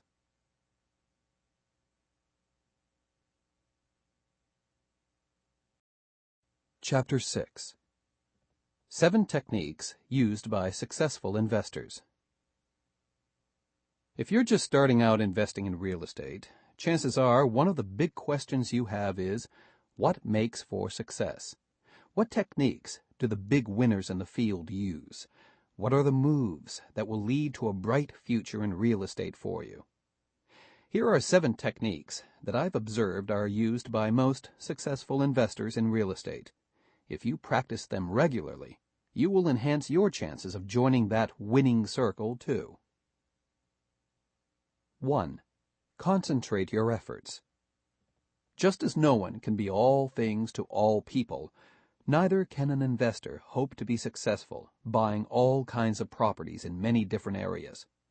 When you first decide to invest in real estate, the opportunities will seem unlimited. You can buy houses or condos, strip malls or apartment buildings, industrial properties or bare land. You can choose to invest in the mountains or near the coast, in downtown areas of major cities or in the suburbs, in rural areas or in farmland. You can buy new or resale, or even build yourself. There's a type of real estate out there that will excite every interest. What's important to understand, however, is that it's unlikely you'll be able to successfully invest in all of it. Rather, the best way to begin is to limit your scope and then concentrate on your area of choice until you become expert in it. In real estate, as in most other fields, knowledge is king. If you have more knowledge than others, you'll be able to discern true bargains and avoid pitfalls while others go astray. And, of course, the way to gain that knowledge is to study hard and focus your attention. That's why I always suggest starting with single-family owner-occupant homes. These are everywhere. They are easy to purchase and to rent out. And even if you guess wrong the first time, you're not likely to get badly hurt. Further, as you buy your second, third, and more homes, you'll get to know how the real estate market, and in particular, how the single-family home segment operates. You'll become expert in evaluating these types of properties. You'll get a keen understanding of their financing. You'll be able to see in a home those features that could increase its value that its seller missed. In short, you'll develop a sense for identifying bargain property. Of course, that doesn't mean that you're limited to single-family homes forever. It's just the best way to get your feet wet. Once you've gotten some experience, it's wise to dabble in as many different types of real estate as possible. One very successful investor I know moved his family to a mountain community and began buying and selling ranch land. Over the course of a few years, he became quite expert in the field, and he now controls many excellent ranch properties. Further, agents and other new investors consult with him before they make their own purchases. Another successful investor I know decided to concentrate on duplexes, double-unit homes. She buys and sells these on a regular basis. She's identified virtually all of them in her area and knows many of the owners by name. They know to call on her when they want a quick sale. She actually makes a market in these properties on her own. Similarly, other investors specialize in apartment houses or industrial buildings or in commercial centers. However, these people usually didn't start there. Rather, they started small and worked into it. Most started with single-family homes. I also recommend that you raise a farm. This is a geographical area where you plan to buy all of your properties. It can be as small as a single neighborhood or as large as several cities. But what sets it apart is that you concentrate your efforts there and not go afield. By farming a single area, you get to know the neighborhoods intimately. You know which are on the way up, which are stagnant, and which are declining. You even know the homes, block by block. That means that when a potential investment property comes on the market, you don't need to waste time investigating schools and crime statistics, local governmental policies, and homeowner association attitudes. You already know all this. Indeed, if you're really on your toes, you'll even be aware of previous sales and be able to tell what the home is worth within a few $100s. Further, you may have a specific location in mind, so you go door to door asking owners if they're interested in selling. In this fashion, you can pick up homes even before they come onto the market and, sometimes, get real bargains in the process.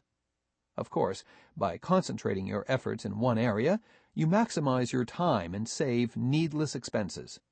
You can be close if a rental needs a faucet fixed and not need to call out an expensive plumber.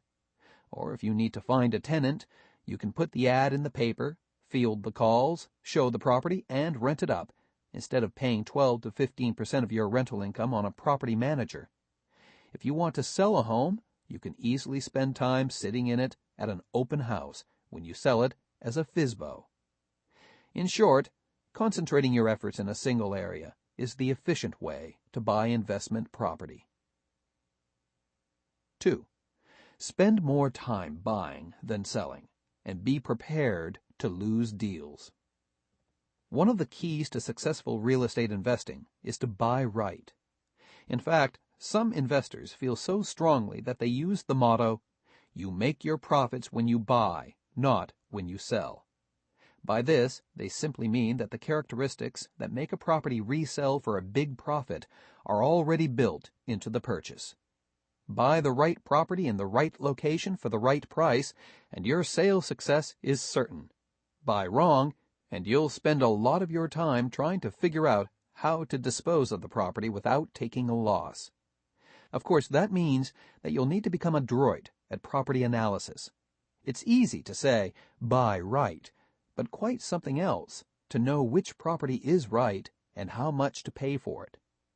One of the hardest concepts for most new investors to accept is that they'll make many offers that fall through before they get a successful deal. Suppose you find a house that you want to buy. The location is perfect. The home itself is ideally suited to be an investment, and you've determined the right price to pay, and it's only 8% less than the seller is asking. If the asking price is $200,000, the offer is for $184,000. How much sweeter and easier a deal could it be? So you make your offer, fully expecting the seller to accept. Only the seller is stubborn. She feels that the house is worth every penny she's asking, and she won't come down a dime. She won't even counter-offer. Suddenly your perfect deal is in jeopardy. The house is right, but you can't get it for the right price. What do? As in football, you punt. You move on. The trouble is that many investors worry that they won't be able to find a better deal. They worry that maybe their own calculations are wrong. They worry that while they're trying to figure out what to do, someone else will come in with a better offer. So you go back and change your original calculations. Okay, you figure, you can easily pay 2% more and still come out. So you send in a new offer 2% higher than the last, $190,000. Only now the seller is emboldened. Here you're sending in a new offer without her even countering. You must desperately want the house. Why should she even think about coming down in price? So she ignores your offer. What do you do now? Remember football? You punt and move on. But this is the perfect house. You'll never find another to match it, and besides, within a few years, no matter what you pay, it will be worth more and you'll make a profit. So you throw in the towel and offer the full price, $200,000, 8% more than you originally calculated the home is worth. Of course, you'll get the deal, assuming the seller's ego hasn't blossomed to the point where she now wants more than the asking price. But what kind of a deal do you have? Certainly, over a very long period of time, you'll come out okay. That's the beauty of real estate. But during that time, you've lost money. You've paid 8%, $16,000, too much for that house. If you get into a financial bind and need to sell quickly, you'll lose money.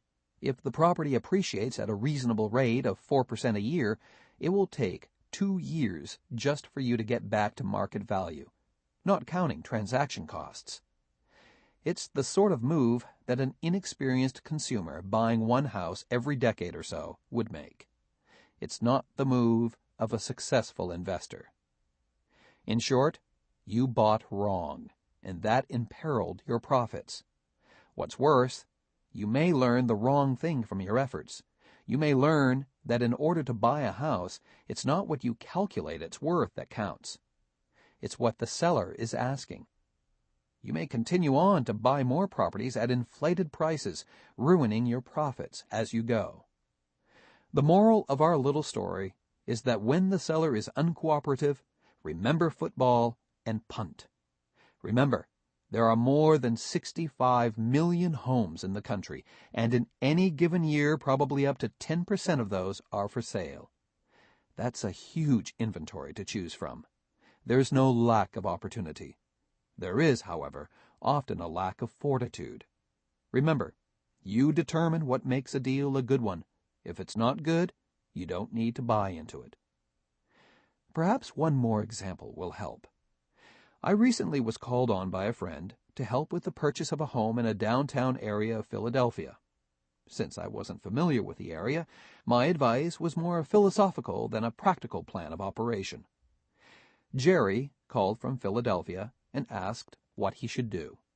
He had made an offer of $300,000 on a house. The sellers were asking $360,000. They were apart by about 17% of the asking price. The sellers had come down $10,000, and Jerry had gone up $20,000. The sellers then wanted $350,000. He had offered $320,000. The difference was $30,000, or about 8% of the original asking price. But they wouldn't budge. They countered his last offer by again offering $350,000. My initial response was to ask him what the problem was. Obviously, this was not a deal made in heaven. There was a huge gap between what the sellers felt their house was worth and what Jerry felt was a good investor's price to pay. Simply move on. Punt. But, Jerry said, it's beautiful. It does need some work, but once it's put into shape, I should be able to rent it out easily. Of course, at the higher price I can't break even after taxes, but the area is only a few blocks from one of the top areas in town. It'll be real easy to resell. And it's beautiful. It's nearly 100 years old, and the lines are just classic. I've always wanted to own such a beautiful house. I thought a moment, then asked him if he had considered all of this when he made his original offer of $300,000. Of course I did, he answered haughtily. I then asked him why he had increased his offer by $20,000. How had his figures changed? Jerry stammered a bit and said he went back and recalculated. He figured that maybe he could squeeze out a few $100 more in rent if he fixed it up really nicely. Also, maybe the comparables weren't in quite as good shape as this property would be when it was fixed up. In short, he figured he could come out with the higher $320,000 figure, which was still $30,000 less than the sellers were asking. Okay, I replied. Then, from what you're telling me, it seems that it's quite safe for you to pay $300,000 for the home. On the other hand, if you're willing to take some risks, and if everything goes just right, you might get away with paying $320,000 for the house. That's probably not the best way to buy, but just maybe you'll come out. But, I continued, the sellers are in no way interested in the $320,000 price. They want $30,000 more. And from what you're saying, no way does the property warrant that much more money. So what's the problem? Simply punt. Walk away. But, Jerry whined, it's the sellers. They just don't see that their property is worth less. They simply won't listen to reason. Do you think if I came back at $325,000, $5,000 more, they would see the light? Now I understood what the problem was. This was no longer an investment for Jerry. It was a love affair. He had fallen for the house, and in his emotional condition, no price was too much to pay for it. My final advice to him was to wait and see. Why not give it some time, I suggested. Don't do anything for a few weeks. Maybe by then the sellers will come around. In the meantime, why don't you keep your options open? Why not keep looking for other investment houses? In other words, maybe in a few weeks your infatuation with the property will pass, and reason will again take hold in your mind. Jerry agreed.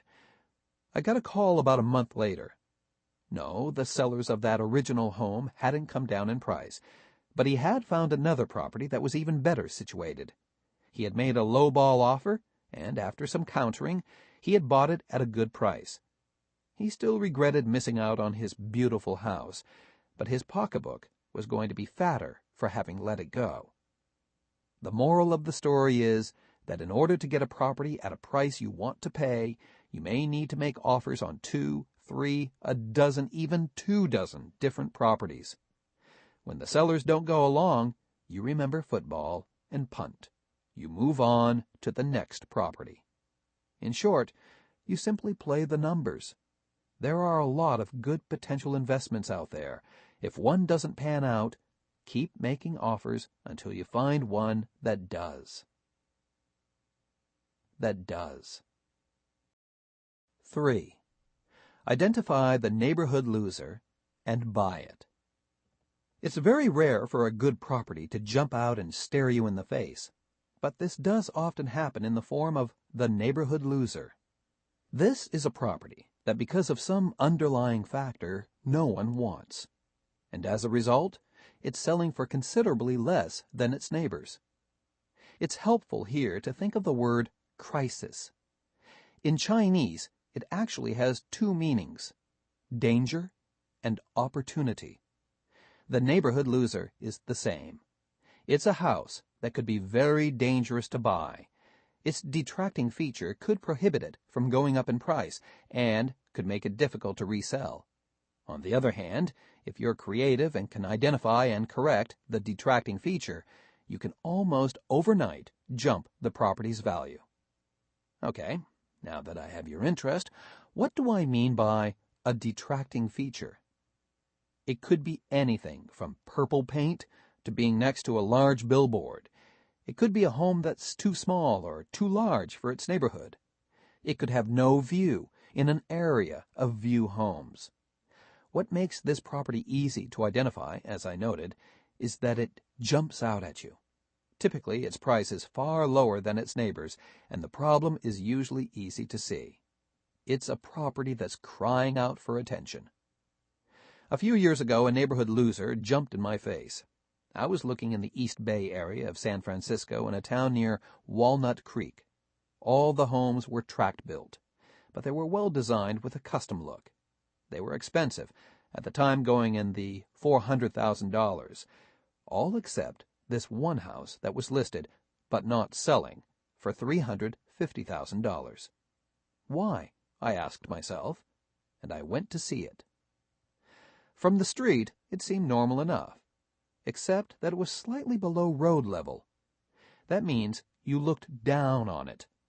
This is not a desirable feature, but it is not in itself anything terrible, particularly since the drop was only a couple of feet. However, when I went through the house and into the backyard, I immediately saw the problem. The house was literally in a hole. The homes on both sides and in back were on higher ground. That meant that the neighbors could literally look over their fences and down into the home's backyard. There was not even a semblance of privacy, and no one wanted to buy a home where they would be under a magnifying glass. All buyers had passed on the property.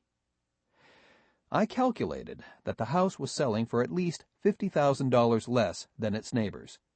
I offered $325,000, and the sellers accepted without countering. They were thrilled to get out. I had bought the property for $75,000 less than its comparables, not counting the poor location. But, you may be thinking to yourself, the one thing you can't change is location.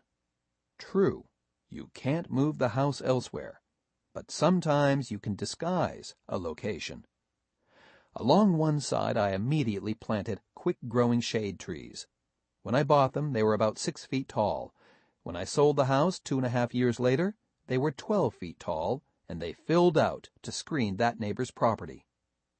Along the back of the property, it had a deep lot, I planted several fruit trees. After a couple of years, they not only shielded the property from the neighbor back there, but they provided fruit as well. Another positive. On the final side, which was most closely to the level of my property, I got the neighbor to agree to a 7-foot instead of a 5-foot fence, and planted bougainvillea, a plant that grows quickly and tall, clings to fences, and provides beautiful flowers. Now that side was shielded too. The final problem was caused by the fact that water runoff from the neighboring property all came through mine on its way to the street. That meant that my backyard was wet and puddling a large part of the year, and that there was standing water under the house. A French drain, which is essentially a pipe with holes in it, placed underground, collected the lot water and moved it to the street. A sump pump under the house ensured that it remained dry. When I went to sell the house, still in the same location, still in the same hole, it did not look like it had any problem at all. Indeed, the backyard was a wonder of seclusion. It had beautiful flowers on one side, tall trees on another, and fruit-bearing trees in the back. It no longer was the neighborhood loser. It was a winner. And I got a good price for it, equal to comparable, well-located neighborhood properties. Needless to say, the profit was very satisfying. The moral to this story is that when a neighborhood loser jumps up and stares you in the face, put on your creative cap. Begin thinking imaginatively. Try to discover if there isn't some way you can turn the situation into an opportunity. In my case, careful landscaping was the key. In another case, it may be repainting, or fixing a foundation, or roof, or... There are always neighborhood losers.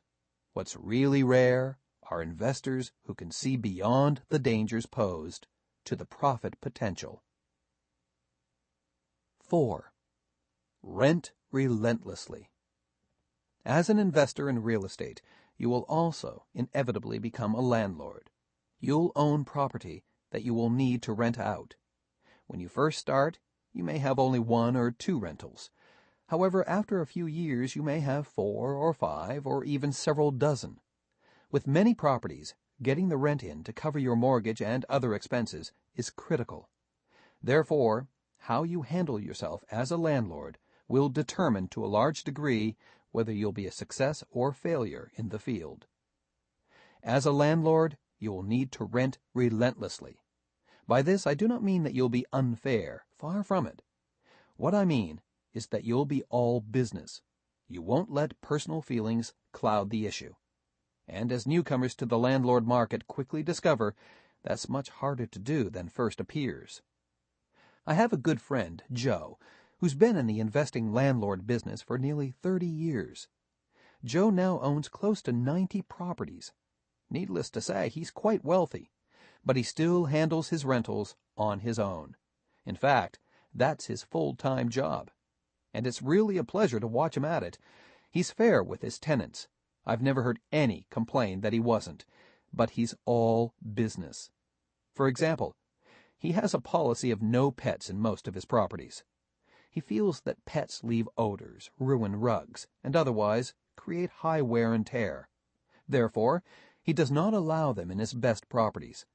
He does allow them in some of his properties that he says are his dogs. I'm sure that there are many listeners who have pets and who, indeed, love pets. I include myself in this group. As a landlord, you will have a choice to make, to allow pets or not. Your own experience will help you to determine how you want to handle it. Joe always asks prospective tenants if they have a pet. It's on his rental application form, and it is a question he puts to them directly. Most people answer truthfully if they do have a pet. Then he simply says he doesn't rent the property to tenants with pets. Where his all-business attitude comes in is when the prospective tenants say something like, "Well, we really like the rental, so we'll get rid of our pet." His standard reply is, "I would never rent to people who would get rid of their pet." It's hard for a pet owner rental applicant to argue with this. When I asked him about this response, that he wouldn't rent to prospective tenants even if they agreed to get rid of their pet, he answered, "People don't get rid of their pets. When I was first in the business, I used to believe them. Then I discovered that a few weeks or months into the rental term, the pet would reappear. A person who has a pet simply won't leave it behind. They just say they will to get the rental. So I don't rent to them." That's his opinion. By the way, it's important to understand that Joe has a pet terrier named Charlie, which he loves, and he would never get rid of Charlie. Joe also exhibits his business attitude when it comes time to collect the rent. If a tenant is more than a day or two late, he immediately goes to see that tenant in person. Unless it's an oversight, which it sometimes is, he insists that the rent be paid immediately. I have watched Joe in situations like this, and he is all business. While tenants sometimes don't have the rent, they always have an excuse. They had a medical emergency, or their relatives needed support, or they were late getting paid from their work, or they threw a terrific party with the rent money, or... Joe responds, "I understand you have problems, but the rent must come first. You will always need a roof over your head, and it won't be there if you don't pay your rent. No matter what your problem, you must pay the rent first." He explains that he's found that people always have some money available in reserve. It's just a matter of priorities. If the landlord is willing to wait, they'll put something else first. But if the landlord insists that he or she be paid first, then the rent becomes the number one priority and gets paid on time. Of course, if the tenants really cannot pay, then Joe insists that they move out. But, as I said, he's fair. I've seen him give tenants $500 to help them move when they were in a really distraught situation. On the other hand, I've seen him quickly go to court to get an unlawful detainer action, eviction, when tenants wouldn't cooperate or even discuss the problem with him. Does Joe rent relentlessly? Yes. He makes sure that he always gets his rent on time. If he didn't, he wouldn't own as many properties as he does, or be as wealthy as he is. Is he unfair? I've never seen him to be. He provides good, clean properties at a fair rental price. He simply expects to be paid in return. If tenants have problems, he sympathizes, but he does not make their problems into his own by allowing late rent. Will you, as a landlord, need to be as relentless as Joe? Probably not. I find that I'm much more of a softy than he is. But then again, he owns a lot more properties than I do. 5. Sell and buy on your own. When you're getting started, you definitely need all the help you can get. That includes the services of a good, experienced broker. However, once you've established yourself in real estate, you may want to consider handling deals on your own. The reason, as described in Chapter 5, is the high transaction cost, mainly the commission to the agent. An agent's fee is usually 6% for residential property, as much as 10% for some investment properties such as apartment buildings, strip malls, and so on. If you can handle the transaction yourself, that could be money in your pocket. And it works both when buying and selling. When buying directly from the seller, you may get a price reduction for at least part, if not all, of what would otherwise be an agent's fee. When selling, there's no commission to pay if you don't use an agent. However, it's important to understand that agents earn their fees. If you don't use an agent, you will have to do his or her work. That includes the following. When selling, advertise the property to find a buyer. When buying, scout to find a suitable property. Negotiate directly with the other party. Write up the purchase agreement. Handle all the paperwork. Open and manage the escrow accounts. Arrange for financing. Close the transaction. It sounds like a lot, but once you're experienced with many deals under your belt, it will all seem doable. In fact, most experienced investors I know regularly scout out and buy properties at advantageous prices all on their own. 6. Hold for market highs, and the art of holding. In this book, we talk a lot about buying and selling real estate. In doing so, you may have gotten the impression that this is what successful investors do all the time, without regard for anything else. Nothing could be further from the truth. The savvy investor pays very close attention to both the overall financial condition of his or her area and the country, as well as the real estate market. and in particular, whatever segment they are in. In the residential market, investors were selling high-priced property after the turn of the century when others were buying them. The reason was that prices had risen to historic highs, and the investors were sometimes selling for a 200% profit. Of course, in order to sell, the investors had to have first purchased. These same investors had bought these properties during the severe real estate recession of the early 1990s. At that time, prices had fallen by as much as a third of earlier values in many areas. Bargains galore were out there, and the savvy investors picked them up, rented out the properties, and held them until times got better. As I said, it was an obvious move, but relatively few people actually did it. The reason was that in 1999 to 2002, when prices were shooting up, most people wanted to buy, hoping to resell at even higher prices. And in 1995 to 1997, when prices were collapsing, few wanted to buy for fear that prices would go even lower. The truth of the matter is that most people buy and sell at just the wrong times, spurred on by the emotion of the market. A successful real estate investor, however, will put emotion aside and buy when prices are low, sell when they are high, and hold until the right time. All of which is to say that while it's important to be in the market, it's equally important not to churn your properties. You don't want to sell just for the sake of selling. Being able to wait out the real estate cycle until prices move up — eventually prices will almost certainly move up in most real estate markets because of inflation and housing shortages — is in fact much of the key to success in real estate. However, being able to hold means that you must have stable properties. This gets us back to the concept of the break-even. You will find that you can't hold onto a property with a serious negative cash flow. While you may grit your teeth and hang on to one or even two such properties, a dozen will quickly drive you to bankruptcy. Therefore, to reiterate, your goal should be to buy properties for which the income comes close to matching expenses. That is, those properties that you can sit on for years, if necessary, until prices go up and you can sell for a profit. However, even the best investor sometimes buys a property that turns out to be a dog. No matter what he or she tries, the property loses money each month. When that happens, my philosophy is to dump the dog. 7. Keep your day job. The best way to invest in real estate is to do it on the side and in your spare time. The reason is that you won't have much positive cash flow in the early years. Investing in real estate can be a no-brainer.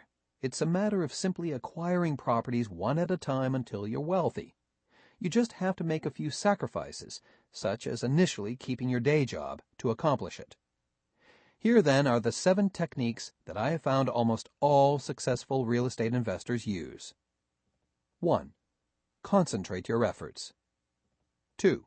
Spend more time buying than selling, and be prepared to lose deals. 3. Identify the neighborhood loser and buy it. 4. Rent relentlessly. 5. Buy and sell on your own. 6. Hold for market highs. 7. Keep your day job.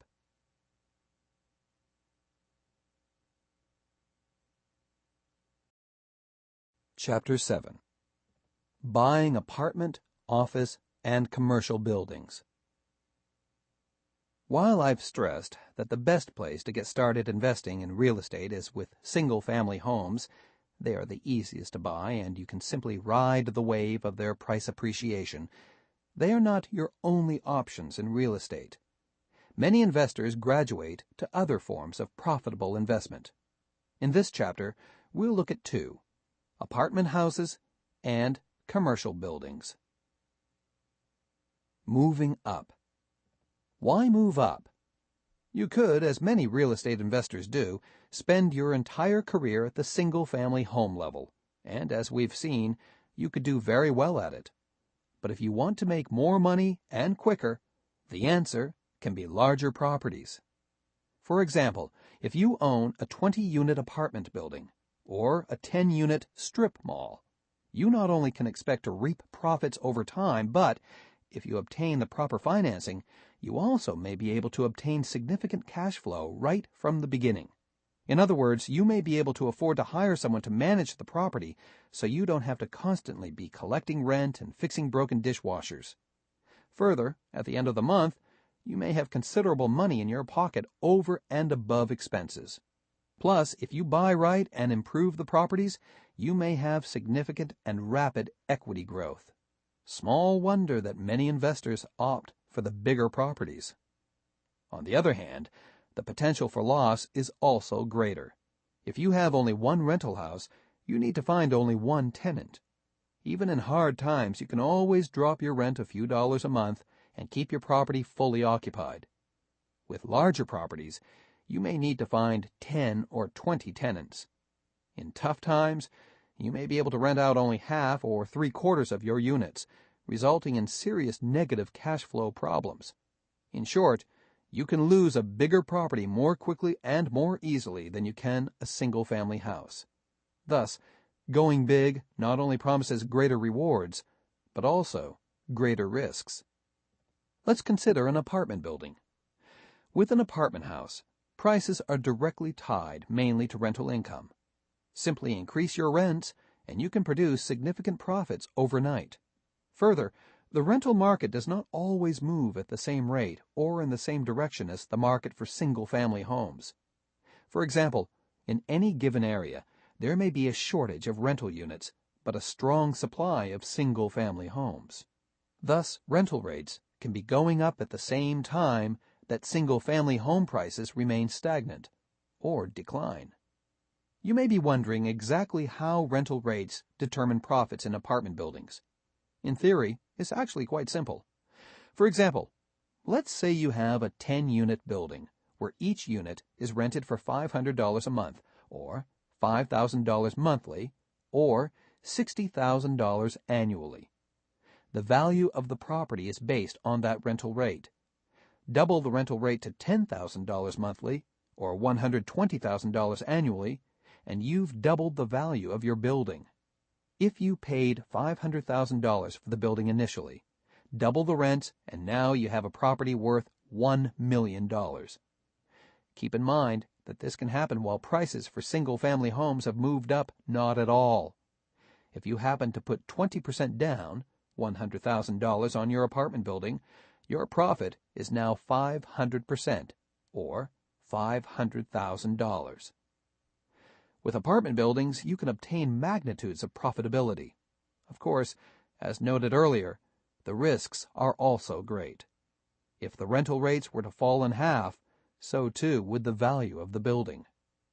Commercial buildings, as well as office buildings, operate in a similar way. Their value is directly determined by their rental income. The greater the rental income, the greater the value. Buy a building at one level of rental income and increase rents, and you can sell at a higher price. We'll go into this in more detail shortly. Another major factor in the financial aspects of owning commercial buildings, and industrial buildings too, however, is the strength of the tenant leases. Long-term leases with strong tenants, those likely to continue to pay their rent year after year with escalation clauses, mean a higher value. Short-term leases and weak tenants mean a lower value.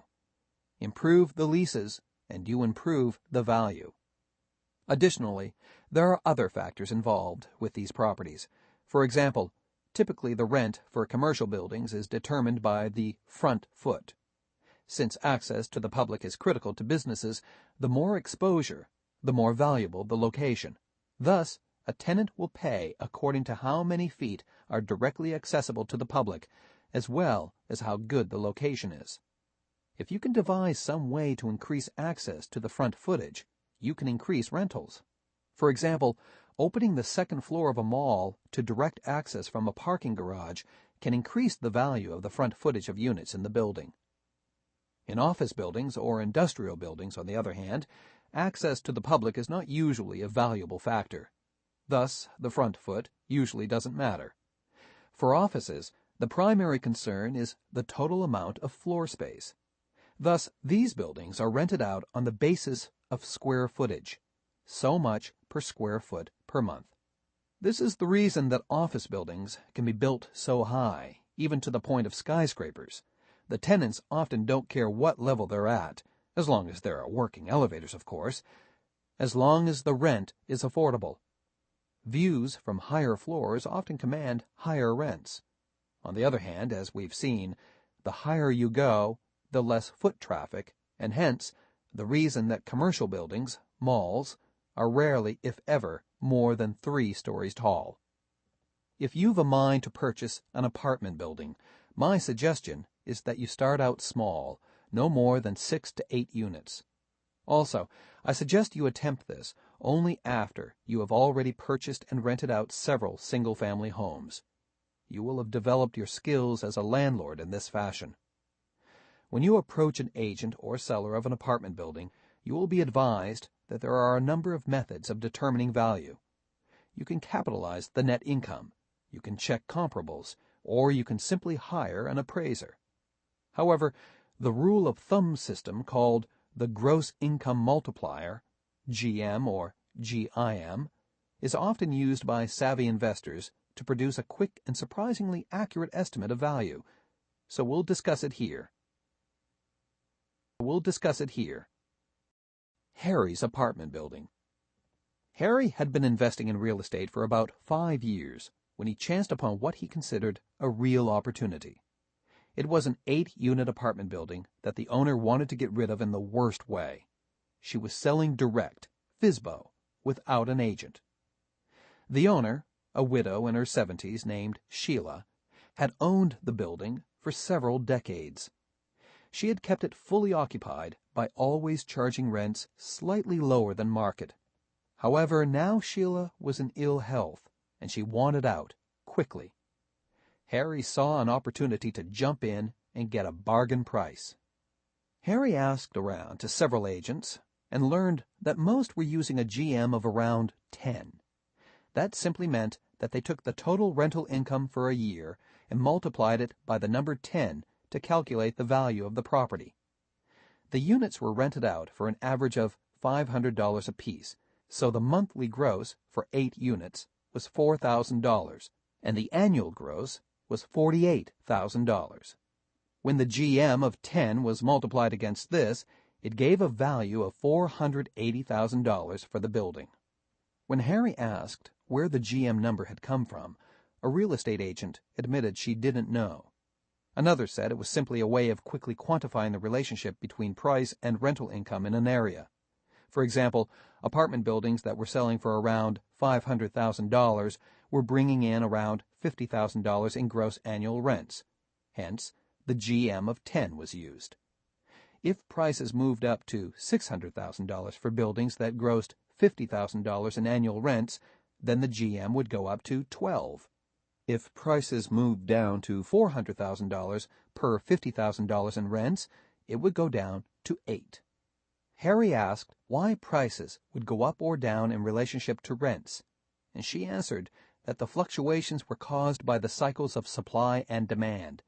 Sometimes more people wanted apartment buildings. Other times, fewer wanted them, and demand dropped. She admitted it also had to do with the cost of money and prevailing interest rates. The agent asked if she could handle the transaction for Harry, but he declined, saying that he felt he was getting a good buy, and since the seller didn't want to use an agent, he was unwilling to pay for the service. The agent shook her head and wished him good luck. The agent also pointed out that the GM could move up or down depending on the condition of the building.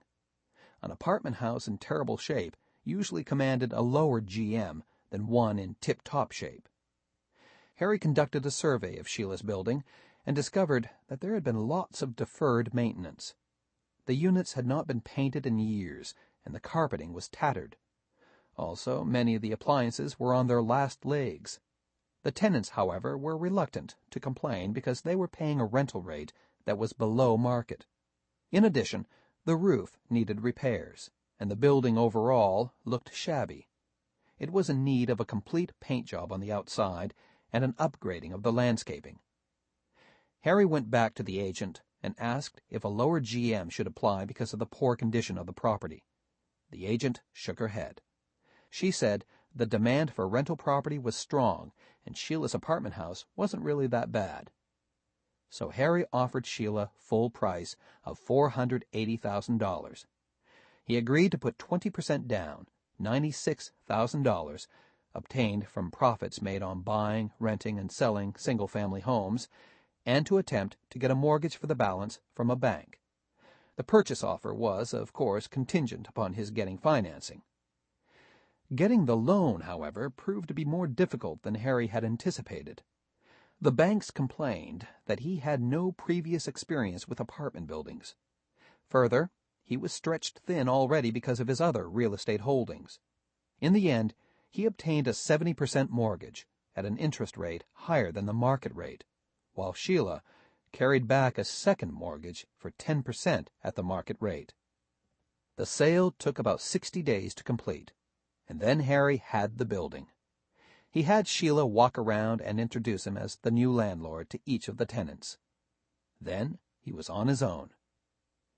His first big shock came when the very next month 3 of the tenants told him they were moving out. It turned out they were actually relatives of Sheila, and she had exaggerated the amount they were paying in rent. They were, in fact, paying only a fraction of the income Sheila had projected for them. When Harry called Sheila about this, she agreed. She said that she had put them down for a fair market rental rate, even though they were paying about less than half. "You can certainly rent it for what I said they were paying. I just credited them with half the rent because of debts I owed them in the past." Suddenly, Harry had a big rent-up problem. But his woes weren't over. As the old tenants moved out, they demanded their cleaning security deposits back. They each claimed to have paid Sheila $1,000, and it was fully refundable when they left, provided that the apartments were left in reasonably clean shape, which they were. Again, Harry called Sheila. She confirmed that she had the cleaning security deposits, but refused to turn them over. She said, "They weren't part of your purchase offer. You never mentioned them." Harry had to agree that was true, but said he never thought about it. She said she was sorry, but since it wasn't part of the sale, she considered these funds to be her money. Harry would have to pay back the cleaning security deposits out of his own funds. Harry had to dig deep to pay back the security deposits of the 3 moving tenants, and he was even more dismayed to learn that when the remaining 5 tenants eventually moved, he would have to pony up their deposits as well.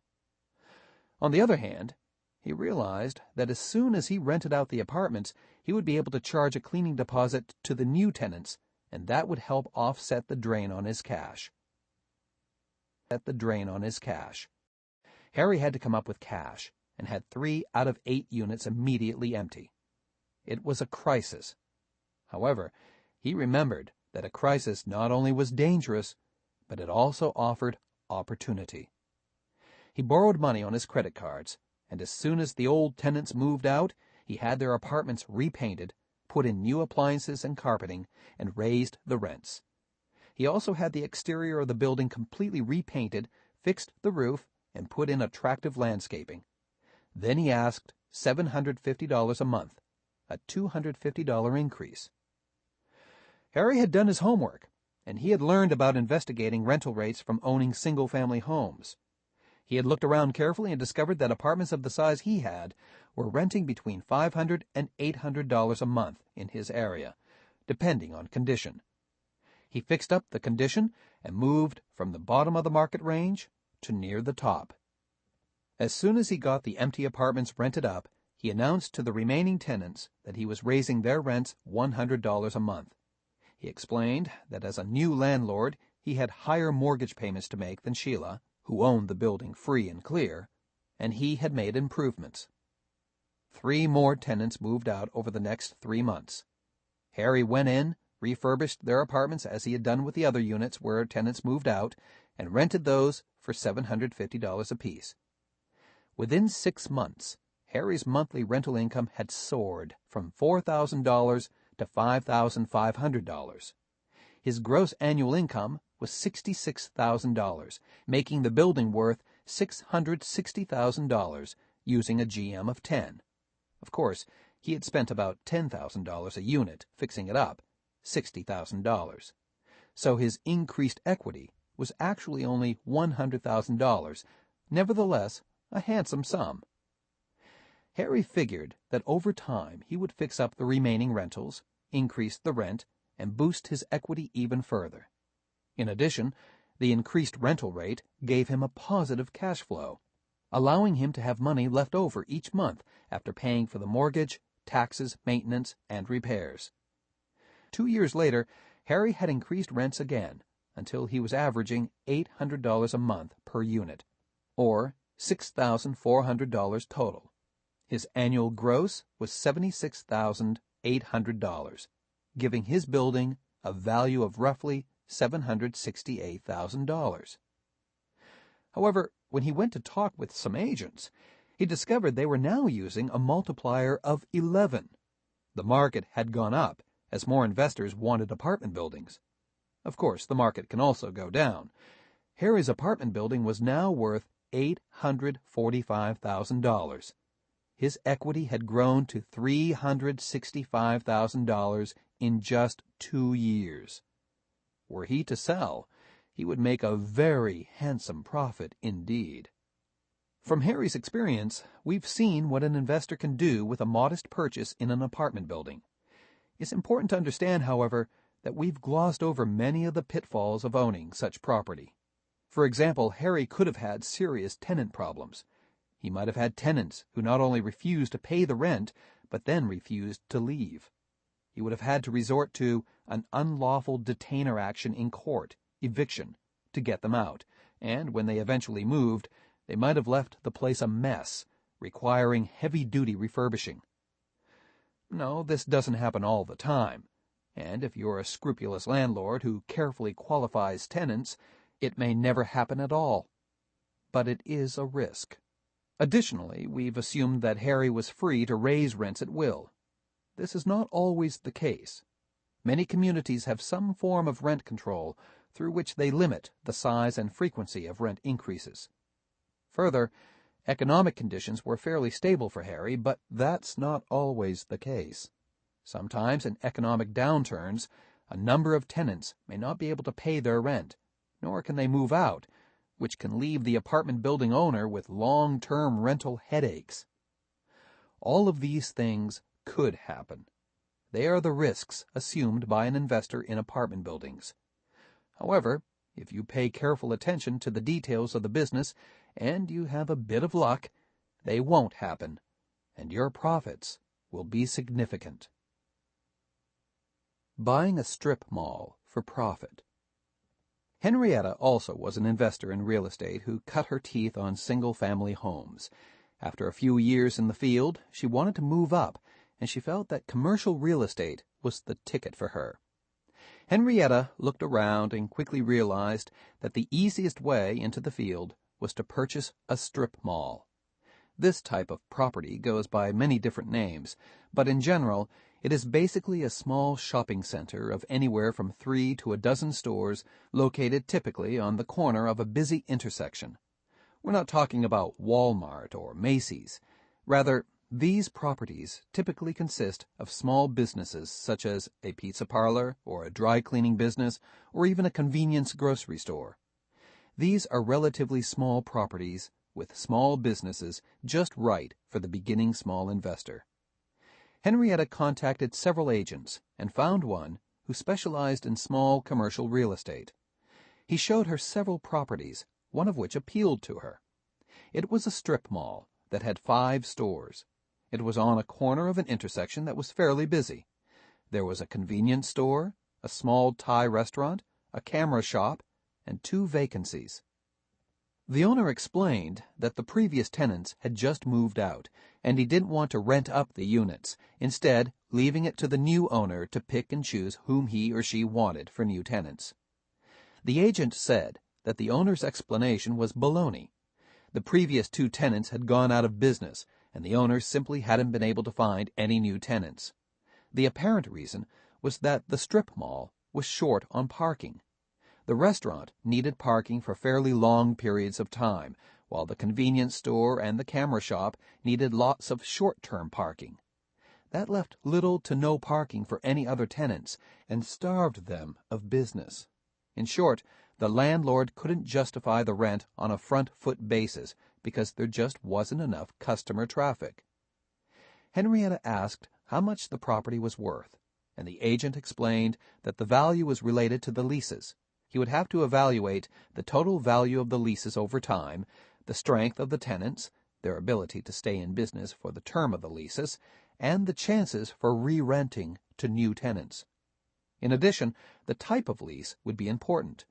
In this case, they were net leases, which meant that the tenants would pay for their own repairs, maintenance, and even the taxes.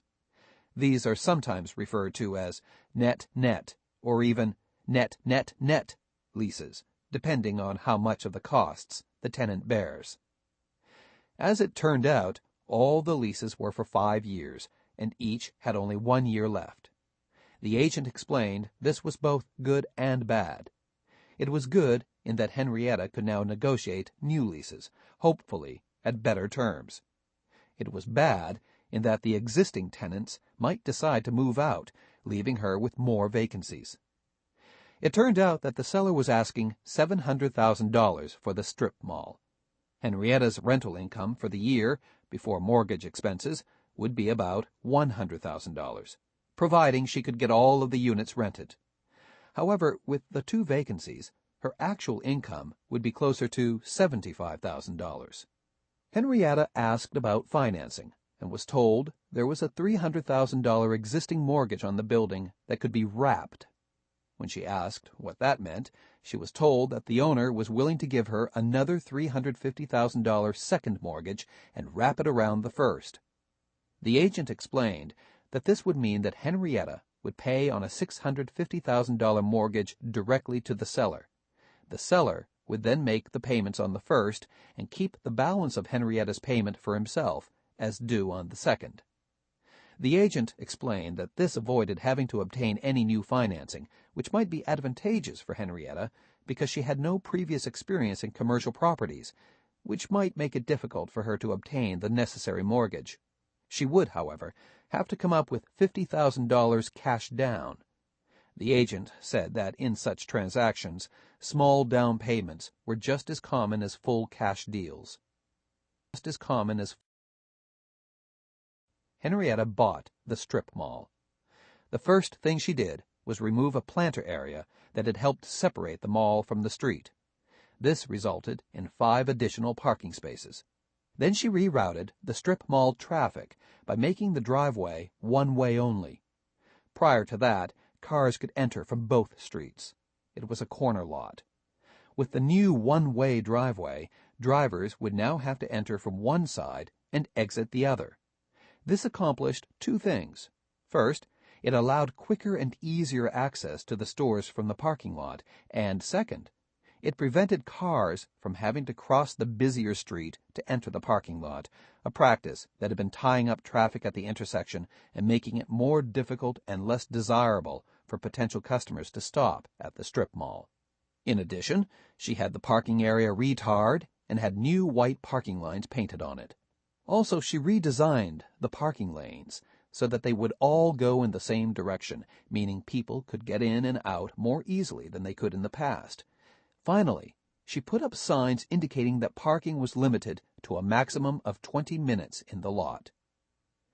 The convenience store owner and the camera shop applauded her moves, since their customers rarely stayed more than 20 minutes. But the Thai restaurant owner was furious. He said he now had no parking for his customers because they typically stayed 1 to 2 hours for meals. Henrietta was sympathetic, but she told him she had read his lease and it did not provide for specific term parking. His customers would have to park on the street. The owner said he would leave. He would break his lease. She said she was sympathetic, and if he wanted to leave, she would agree to terminate the lease. He was out within 2 months. Then Henrietta rented the restaurant space to a take-out deli kitchen at a higher rent than the Thai restaurant had been paying. With parking available, the front foot rent seemed much more reasonable to tenants. She also quickly rented the remaining vacant units to a dry cleaner's and a small video store. Now all of the tenants required only short-term parking, which was readily available. At the end of the year, Henrietta negotiated rent increases with the convenience store owner and the camera shop owner. She insisted all her leases be for a minimum of 5 years, with annual increases based on the tenants' sales as well as inflation. Since business was now up because of the parking solution, the tenants agreed. Armed with her new leases, Henrietta went back to the agent, who calculated out the value of the property. Henrietta was now pulling in nearly $160,000 a year, and the longer-term, stronger leases helped increase the value of the property. The agent said she could get well over $1 million for it, perhaps $1.2 million or $3 million. Henrietta was successful because she accomplished for a commercial property what she had learned to do with single-family homes. She bought a property with an identified problem, cured that problem, and was able to increase rents. In so doing, she very quickly increased her equity in the property. It's important to note that while we have seen how profits can be made, we have skimmed over certain aspects of purchasing a commercial property. For example, we haven't gone into detail on the actual pricing or leasing. The reason is that this is a fairly complicated procedure, and involves not only evaluating leases, as noted, but also involves determining the return on investment, cash on cash, both of which are beyond the scope of this beginning book. If you're interested in buying commercial property, be sure to contact a real estate specialist who can give you a detailed evaluation of any property you are considering. Looking for an office building. Jerry found what looked like a terrific real estate investment. It was an office building at the edge of an industrial park. The park was made up of light manufacturing businesses and offices. The building that Jerry found stood alone on the corner of 2 streets, and it was distinctive in appearance. While all the other buildings were of cement construction, this one was of wood, with cedar wood panels stained a dark color. It stood out and was quite attractive. Unfortunately, it was also in terrible shape. The owner had neglected repairs for half a decade. It was in desperate need of a new coat of wood stain. Several of the windows needed replacing, and the roof had some issues. Jerry figured he could quickly fix it up and increase its value. The building was rented to 2 tenants, one on each of 2 floors.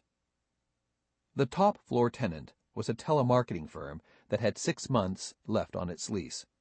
The bottom floor was rented to a music publishing company that had a very long 10-year lease, of which 4 years were yet to run. Both were net leases, meaning that the tenants paid for all their utilities and maintenance, but not building repairs, such as roof leaks. The tenants were also responsible for any property taxes attributable to their business. Both leases were negotiated during the down cycle in real estate that occurred during the mid-1990s. At the time, the owner was desperate to find tenants, so he had offered a sweetheart deal. The rents were extremely low, in the neighborhood of $1 per square foot. Since each floor was 1,000 square feet, the income from each tenant was $1,000 a month, or $2,000 total. At the time that Jerry was looking at the building, he was told that, as a rule of thumb, a multiplier of 12 was used, meaning that the building itself was valued at roughly $290,000. Note: the square foot costs vary enormously across the country. In San Francisco, for example, during the dot-com craze, values of up to $70 a foot or more were not uncommon. That has more recently slipped to perhaps half that amount. In some rural areas, values of as little as 50 cents a square foot are not uncommon. Since the economy in the area had since turned up, Jerry figured the rents were extremely low for the current boom times. All he had to do was pick up the building, based on their low rents, wait out the tenants, and then release to these or other tenants, doubling or more the rent, in effect doubling or more his building's value. The owner, however, was savvy to how the market worked. He knew that the market had been low when he rented to his current tenants and that it was now high. He was well aware that he himself could double or more the current rents as soon as their leases were up, and thus increase his building's value. Accordingly, he was asking $600,000, close to twice what Jerry figured the building was worth based on current rents. When Jerry pointed this out, the landlord said that the current tenants would be out in 6 months and 4 years, respectively. Then rents could be jacked up to levels that would warrant the price. He was basing his price on the future value of the building. Jerry pointed out that setting the price in that way was unfair. No one could be expected to pay today what a building would be worth tomorrow. The seller said he didn't care. He wasn't in a hurry. He could wait. If someone came along who saw things his way, he'd sell. If not, he wouldn't. He wasn't willing to budge even a nickel. Ultimately, Jerry passed on the building. He figured that the owner-seller was being unrealistic. However, that's the seller's prerogative. The moral of this story is that Jerry came in too late in the office building cycle in his area. He should have bought the building several years earlier, when rents and prices were down. Of course, you can't go back into the past, but you can wait for the future. As we noted, the office building market fluctuates, perhaps more than any other area of real estate. All Jerry needs to do is to wait a few years, and perhaps concentrate on other types of real estate investing during that time. Eventually, the office space market will inevitably get overbuilt, and that's the time he can jump in and buy at a bargain, perhaps even the very same building that he looked at. We've looked at a variety of real estate investments that you may want to consider once you get your feet wet in single-family housing. The options we've described are apartment houses, commercial buildings, and office buildings. Just keep in mind, however, that these are specialized investments requiring expertise to evaluate, finance, and price. If it's your first time, you'd be wise to secure the aid of a real estate agent who specializes in the field.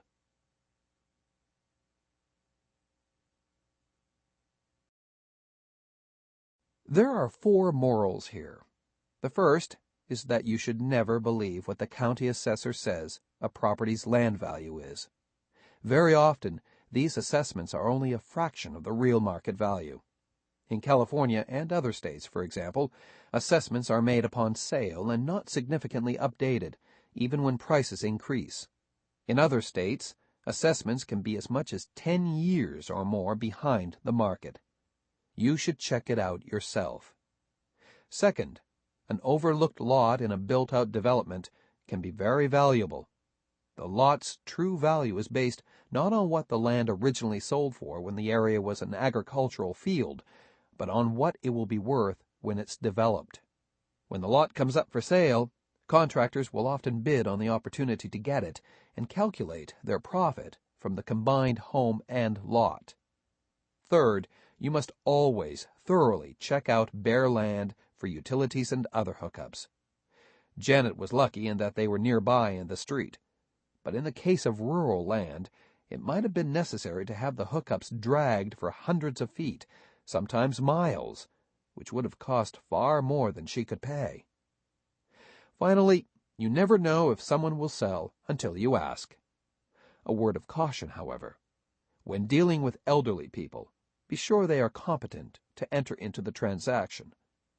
Else, later on, a relative or other interested party could say you used undue influence to coerce them into signing and attempt to rescind the deal. Land speculation is like any other type of speculation, in a commodity from gold to soybeans to stock and bonds. If you guess right, you can make a killing. If you guess wrong, you can get killed. Changing the land's use. The biggest profits I've seen in land speculation have come about when land was converted from one use to another. For example, I have seen tremendous profits made when undeveloped land was bought and then resold later as prime industrial or residential lots. Initially, The land was worth a few $1,000s an acre to the farmers who owned it, but as developed land, it became many times more valuable. Of course, there are significant impediments to getting the land use changed, as Mark would find out.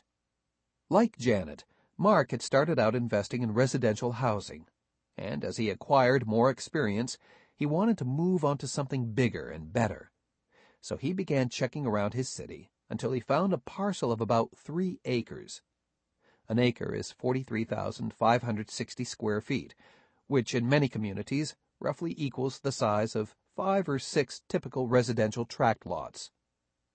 The land had been used for vegetable farming, but in recent years, with homes built all around, it had been allowed to grow fallow. Now it was nothing but weeds. The nearby homes, however, were selling in the $350,000 price range.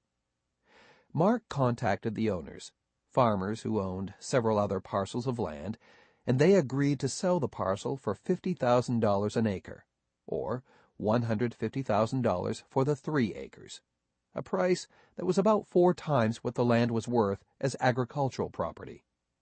Mark gave them $10,000 cash in exchange for a 2-year option to buy. Next, Mark went before the local planning commission and asked to have the land use changed from agricultural to single-family residential. However, before he made his appeal, he did his homework. He did an evaluation of all surrounding property to show that it was mostly residential. He also took a petition around to the nearby neighbors to sign that they approved of the development. Some of the neighbors objected because they had hoped the area would be developed as a park. Mark pointed out that it simply was too small for a park, but that nice homes would get rid of the dust and blighted look of the open field. Most neighbors signed. More importantly, there was no open opposition. Mark also got an architect to create a rendering showing how streets could be put in, and he got approvals from the local utilities and sewer district for eventual connections. He proposed 4 lots per acre, plus, of course, wide streets and sidewalks. It took the better part of 6 months, but eventually approval was granted. Now Mark had to go to the state. In order to subdivide land into 12 lots, 4 per acre for 3 acres, approval from a state real estate department or commission is usually required. This normally takes the form of getting subdivision approval. Mark learned that his request would be filed in a queue in which it would sit until other land developers who had already filed their subdivision maps were processed. He was told that the procedure could last as much as a year or more. Further, there was all sorts of documentation required, and in order to get it right, he would need to engage an attorney who specialized in subdivisions. Mark began to think he had bitten off more than he could chew. So he contacted a couple of experienced builders and asked if they would like to partner with him. They said that they didn't do such partnerships, but one offered to buy the land directly from him for $75,000 an acre. That would give Mark a $75,000 profit on 3 acres. Of course, he would get only paper, a second or other inferior mortgage, initially. The cash would come much later after the land was subdivided and the homes were built and eventually sold. Then Mark learned about a quirk in the law. In his state, a subdivision map was required only if the land was to be subdivided into more than 4 lots. If he subdivided it into just 3 lots, no such filing was required.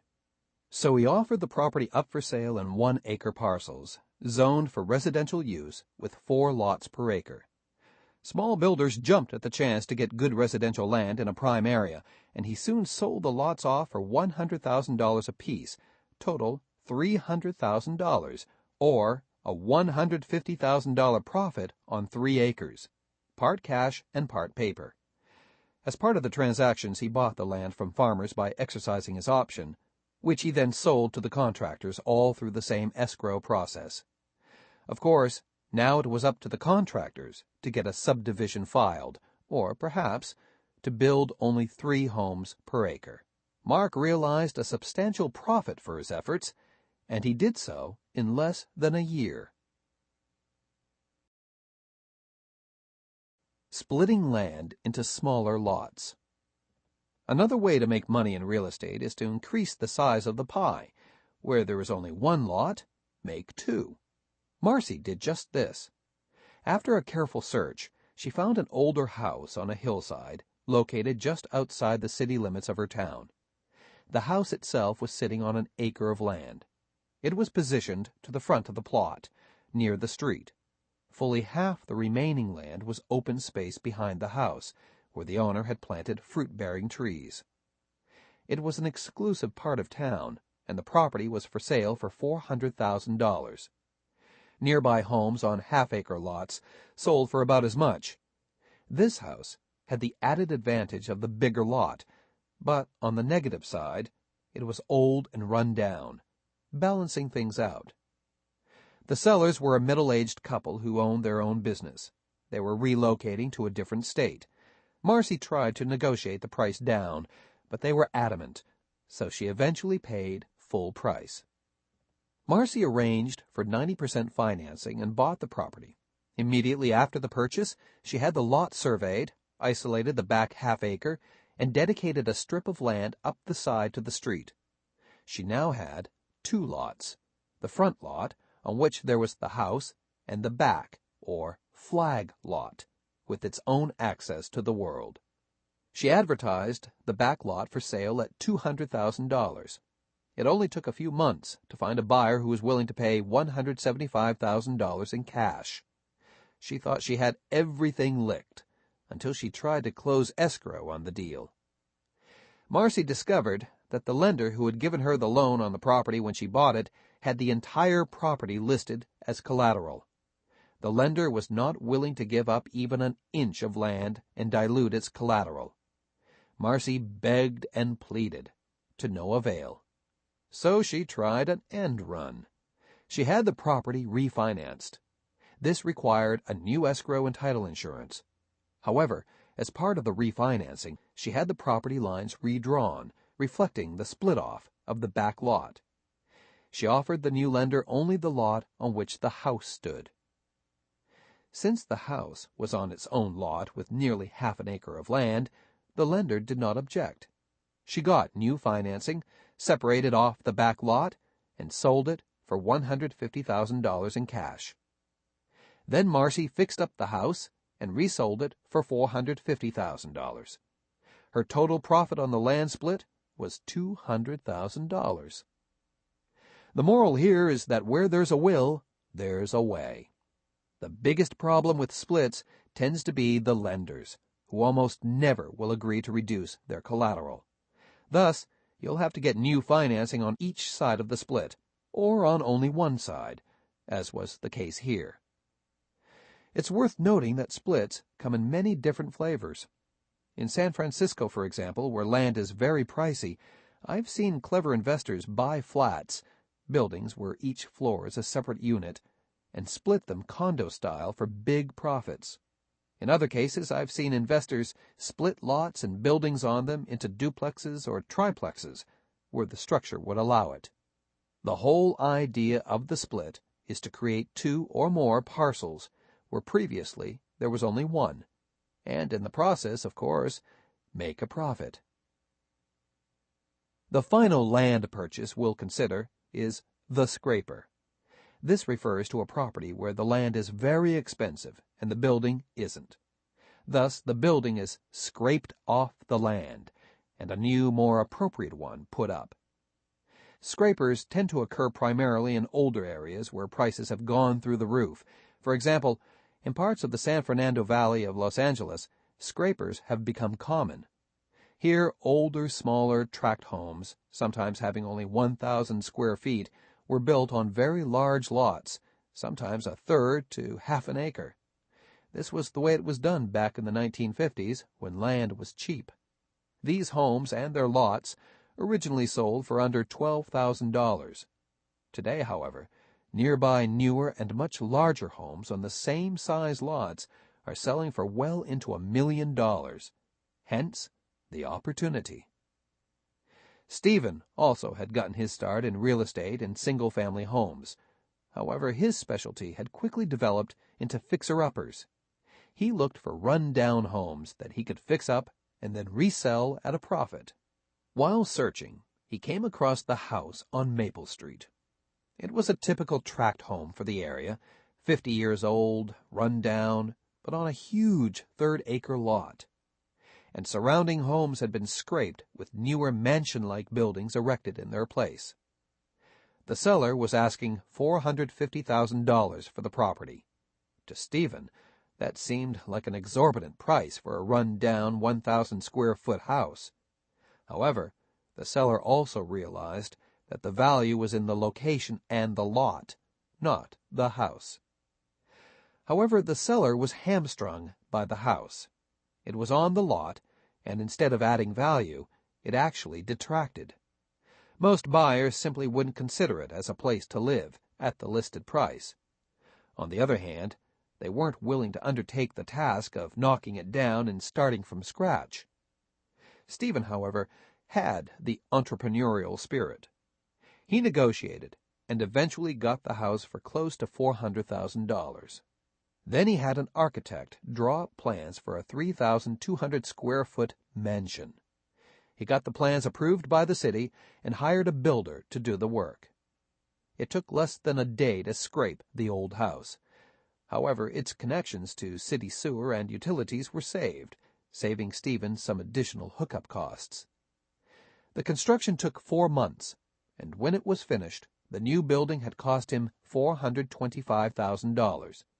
He had $825,000 into the deal. Now he offered the property for sale at $1.3 million, and he got no offers. The real estate market had taken another of its cyclical dips, and high-end buyers were few and far between. The house sat on the market for 5 months, with Stephen making huge mortgage payments, until he finally unloaded it for $975,000. He did make nearly $75,000 after expenses. However, he could have made far more if the market had not turned, and in the meantime he had many sleepless nights wondering if he would come out okay at all. Scrapers are one of the scariest types of land deals to handle. They are best done by those who are already in the building trades. Contractors can save costs and handle construction for far less than an investor who has to hire it out. Thus, a contractor's margins are lower. In good times, scrapers can be wonderful investments, and I've seen investors rake in huge profits on them. But if the market turns sour or costs are too high, it's also very easy to lose. Land investments are great, and are one of the many different types of investments you may eventually want to try your hand at. Just remember, however, that they are usually for those who already have had some experience in the field.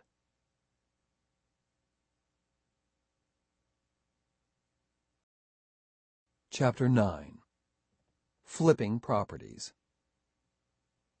Whenever I hear the term flipping, I'm always reminded of a fish out of water. However, flipping has nothing to do with fishing. Rather, it's a term that came about because it characterizes the rapid turnover of a property, flipping ownership. It means selling a property right after buying it. Indeed, it can mean never really taking title, but instead making a profit by tying up the property and then quickly dumping it. Flipping becomes fashionable mainly when there's a hot market. When properties are jumping up in value by rates of 10, 15, sometimes 25% a year or more, it's fairly easy to lock in a price and then resell for a higher price in very short order. For example, you may buy a house for $150,000 and in a hot market be able to quickly resell it for $175,000. If you're careful about how you do this and avoid most of the transaction costs, you can pocket a quick $25,000. In some cases, of course, the profit can be substantially more. On the other hand, in a more normal market, with perhaps 5% price appreciation annually, flipping is more difficult. It's much harder to find a property for which the price will go up so rapidly that a flip is justified. But for savvy investors who spend time looking, bargain-priced properties are available, and flipping these does make sense. In a cold market, it's very hard to find a flippable property. With prices declining, it's simply very unusual to find a buyer who is willing to pay more than you did. Indeed, most buyers want to pay less. To flip real estate, you need to follow certain rules. These rules are not hard and fast, but if you break them, you could suffer. Rule 1. Buy low. The only way you can gainfully flip a property is to pay less for it than market price, or buy at market and wait for values to rise. You cannot make money by paying over market for properties, or buying ones that do not quickly go up in value. Rule 2. Lock in the low price. By locking in a price, you can resell for a higher price. If you don't lock in a price, then the seller can easily sell to the next person and make the profit himself or herself. Rule 3. Have your rebuyer ready. A rebuyer is the person who buys the property from you. Since time is of the essence in these deals, you can't lock up a property and then go out looking for a rebuyer. You must have one who is ready to act. And that's how it's done. No, not really, as we'll quickly see. But those 3 rules form the basics. Of course, there is one other consideration, and that's to keep yourself out of trouble while you're flipping. You do this through full disclosure. You let all parties know what's happening. That way, there's less chance someone will come back later on and say he or she didn't know what was going on and, hence, was cheated. What about flipping new homes? Have you ever seen lines of people waiting outside the sales office when new homes go up for sale? This happens when the market is hot and there are shortages of homes. Did you think that all of those people were waiting in line to buy a home to live in? If you did, you were mistaken. Many of the people who wait in long lines to buy new homes are hoping to flip the property. If there are 20 new homes being built and the demand is for 500, as has been the case in some areas over recent years, that means that 480 people are not going to get a new home. If you're one of the lucky 20, you can quickly sell to one of the unlucky others. Indeed, sometimes people will even sell a good place in line, if it's close to the front, for hundreds or thousands of dollars. To cut down on this practice, some builders have taken to getting the names of people in line. However, it's usually easy enough to say that the person whose name is on the list was simply a placeholder for the new buyer who takes his or her place. What about flipping resales? Savvy investors are always on the lookout for properties that are for sale at below market. If they find them, they tie them up and then quickly resell them. Sometimes the sales are from foreclosures or REOs or probates, or just from sellers who want out quickly and are willing to take less. What are the steps in flipping a property? It's really not that hard to do. The key is to lock in the price. Once you locate a property that's below market, you present an offer that ties up the seller. If the seller accepts, you have a period of time in which to resell, depending on how that offer was structured. Your time period can be anywhere from a minimum of about 30 days to a maximum of about 6 months. You then bring in your rebuyer, one who actually purchases the property, who concludes the sale with the original seller. The money transfer is all done in escrow. The new buyer gets a mortgage and puts up a cash down payment in the usual fashion. A portion of the purchase price goes to cash out the original seller, and you get the difference, usually in cash, but sometimes in the form of a second mortgage for yourself. There are 2 methods of accomplishing this: assignment and options. The option is the easiest to understand. Real estate options are not much different from stock options. For the buyer, they are an opportunity, but not a requirement, to purchase for a set price by some future date. For the seller, they are a commitment to sell usually for a set price by a set date. The basics of an option are fairly straightforward. First, you locate the property and make an option offer. If the sellers accept, you next give them option money, perhaps $1,000 at minimum, and they in exchange give you the right to purchase the property, usually at a fixed price, for up to a certain amount of time, typically no more than 6 months or a year. Next, you find a rebuyer, someone who will purchase the property from you at a higher price. This is the person whom you, hopefully, have ready to go. Finally, you exercise the option at the low fixed price agreed upon by the seller, and then sell to the rebuyer at the new higher price, keeping the difference, which is the profit. In actual practice, all of these moves are made simultaneously, and the seller pays the normal seller's closing costs, and the rebuyer pays the normal buyer's closing costs, with very few transaction costs left for you to pay. And it really is that simple.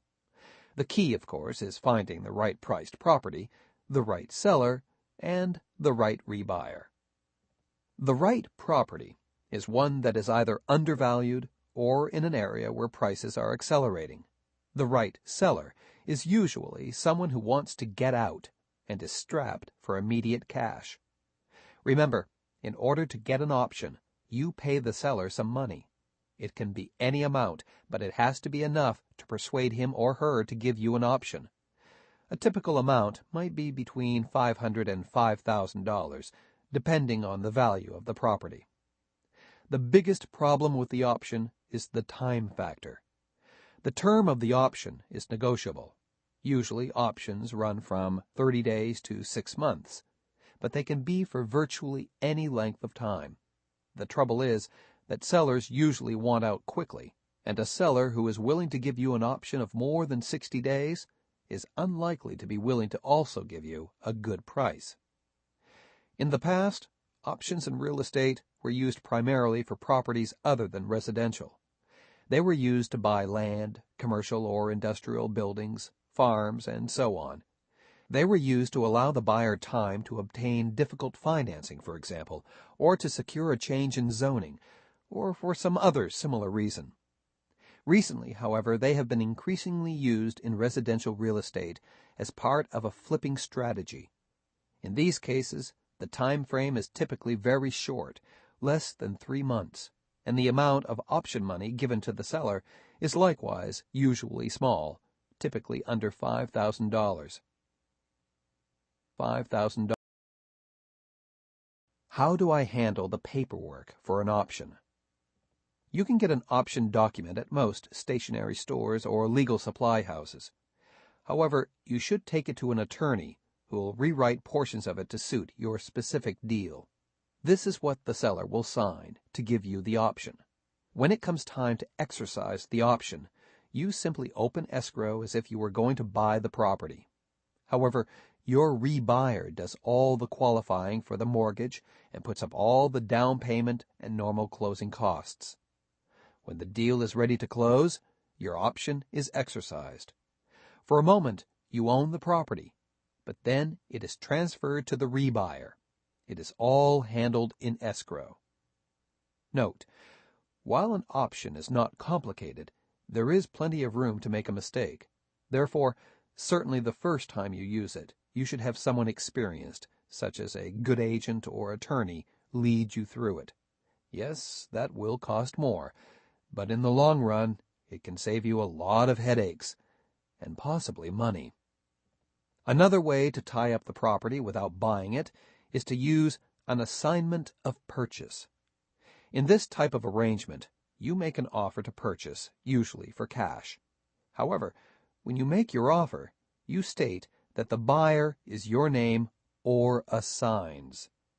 What this means is that either you can buy the property or someone else to whom you have assigned the contract can buy the property. Later on, you have your rebuyer step in and you assign the purchase contract to him or her. Your rebuyer actually gets the financing and makes the purchase, and you pocket the difference between what you paid for the property and a higher price that the rebuyer pays. Getting a seller to agree to an assignment, however, can be tricky. Some sellers won't go along with an or assigns sales contract. The reason is that they don't know who will eventually purchase the property. They are afraid that you might not be able to get a needed mortgage and want a back door out, or that you're planning to sell your contract to someone else, which is, in fact, the case, and that person may not qualify for a needed mortgage. In order to calm the seller's fears, you may need to put up a bigger deposit, or avoid putting many escape clauses into the contract, which can increase your risks. Unlike the option, the ability to assign the contract runs only as long as the purchase contract is in effect, typically 30 to 45 days. That means that you've got to find a buyer and conclude your other end of the deal very quickly.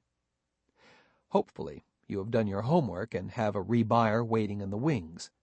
This person picks up the assignment and actually moves forward with the purchase of the property. Again, you never actually make the purchase.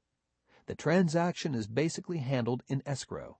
At the end of the deal, you get your money out, typically in cash. The advantages of assignment are the following. You don't need to put in your own cash. You have to put up only the original deposit when you buy the property from the seller, and you get this deposit back from your rebuyer. You can expect to get your profit out within 30 to 45 days. You don't have to qualify to obtain a mortgage. Of course, it's not all a bed of roses. There are some risks. You actually do commit to purchasing the property. To protect yourself from having to complete the purchase in case you can't find a rebuyer or your rebuyer falls through, you'll want escape clauses. But escape clauses weaken your offer and lessen your chances of getting it accepted. So to make the deal, you may not be able to include many or any and have to take a big risk. Assignments have been used in real estate for a long time. However, as noted before, you need to include lots of escape clauses in the deal in case you can't find a buyer in the short amount of time that you have, or in case that buyer, for some reason, can't complete the purchase. How do I include escape clauses? Escape clause? What's that? An escape clause is one that says the sale and purchase are subject to or contingent upon something. If that something happens, you can gracefully, without financial harm, back out of the deal. In modern transactions, there are 3 widely accepted escape clauses that most sellers will agree to without blinking. 1. Disclosure contingency. You must approve the seller's disclosures. If you don't approve them, there's no deal. But the time limit here is very short. In California, for example, it is statutorily 3 days, and if the sellers disclose nothing wrong, it's awkward to disapprove the deal. 2. Professional inspection. You get to approve a professional inspector's report. Don't approve it, there's no deal. Usually you have 14 days to get the report and then either approve or disapprove it, and if there's nothing wrong with the property, it's hard to disapprove of the report. 3. Finance contingency. You have written into the contract that the deal is contingent upon your getting financing. No financing, no deal, and you're out without penalty. This usually runs for 30 days, but you must reasonably look for financing. Are there any big problems with assignments? There's an inherent problem in using an assignment to flip a property. It's simply that when most sellers discover that you're reselling the property at a substantial profit, they're likely to be unhappy. After all, they could conclude, what are you adding to the deal? They feel that your profit should rightly go into their pocket. Never mind the fact that for whatever reason they couldn't get the price you're reselling for on their own. If they could have, they would have. What you're bringing to the transaction is your marketing expertise. As a result, you could have an angry seller on your hands who may refuse to sign off on the deal unless he or she gets more money or, even worse, wants to take you to court. To avoid just this sort of confrontation, it's important to inform the seller of what's going on. Remember, even though it shouldn't make any difference what you do with the property after you and the seller agree on a price, it's better to let the seller know up front what's happening to avoid any problems later on. Should I disclose to the buyer, too? Absolutely yes. If you handle it wisely by letting the buyer know what you're paying for the property and getting confirmation that he or she knows on a signed statement, there shouldn't be any problems. Indeed, the buyer may be impressed with your real estate acumen and want to work with you on a future deal. On the other hand, if you conceal this information, that you're tying up the property for a low price and reselling at a higher, the buyer may discover it later on and think you were trying to pull a fast one and go after you. Keep in mind that most rebuyers won't care that you're flipping or how much you're making on the deal, just as long as they're assured they aren't paying more than market price. If they see that they're getting a good deal, they will usually be satisfied. Remember, the right way to handle a flip is to be sure that all parties know what you're doing and get it in writing in case someone should later have an attack of memory failure. What if I can't cash out? Sometimes it's hard to find a rebuyer who can come up with sufficient credit to get a mortgage at almost 100%, or who can come up with sufficient cash to make a big down payment for a smaller mortgage. Therefore, you may find that to make a deal, it's to your advantage to get a second mortgage on a flip. This works in the same way as described before for options and assignments. However, in this scenario, when it's time for you to get your money out of the deal, there isn't enough cash to make it happen. So you give the rebuyer a second mortgage. You then get paid so much a month until you get all your money back, which usually happens a few years down the road when the rebuyer sells the property once again. Alternatively, you could sell your second mortgage at a discount for cash. In the early years of the mortgage, however, expect the discount to be very heavy, as much as 50%, because the buyer of the mortgage assumes the risk that the rebuyer of the property won't keep making the payments. Of course, it goes without saying that you would want your rebuyer to be a good credit risk, because if he or she defaults on the loan, you won't get all of your money out of the second mortgage. Many investors age these second mortgages for 6 months to a year before selling them for cash. Aged mortgages have a much smaller discount. Should I always flip a property? Sometimes you'll have the option. Either you can flip the property or you can hold it. What should you do? The answer is that whenever you can flip a property, do it. Don't hang on to the property. The reason is simple. For every flippable property you find, you'll find a dozen or more perfectly acceptable properties that you can hold. Finding holders is easy. Finding flippers is hard. Further, you need the cash that flipping can generate. Holding properties tends to drain cash away. Often there is some small negative cash flow, and it can take years before you can get cash out of the holders in order to buy more properties. There's really no big decision here. If you can generate cash from a flippable property, go for it. You can always find a holder tomorrow.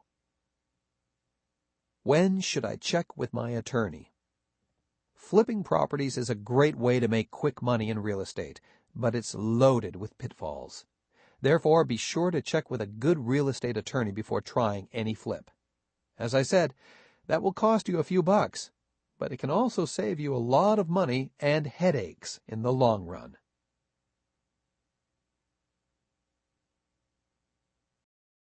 Chapter 10. Earning Profits from Rentals.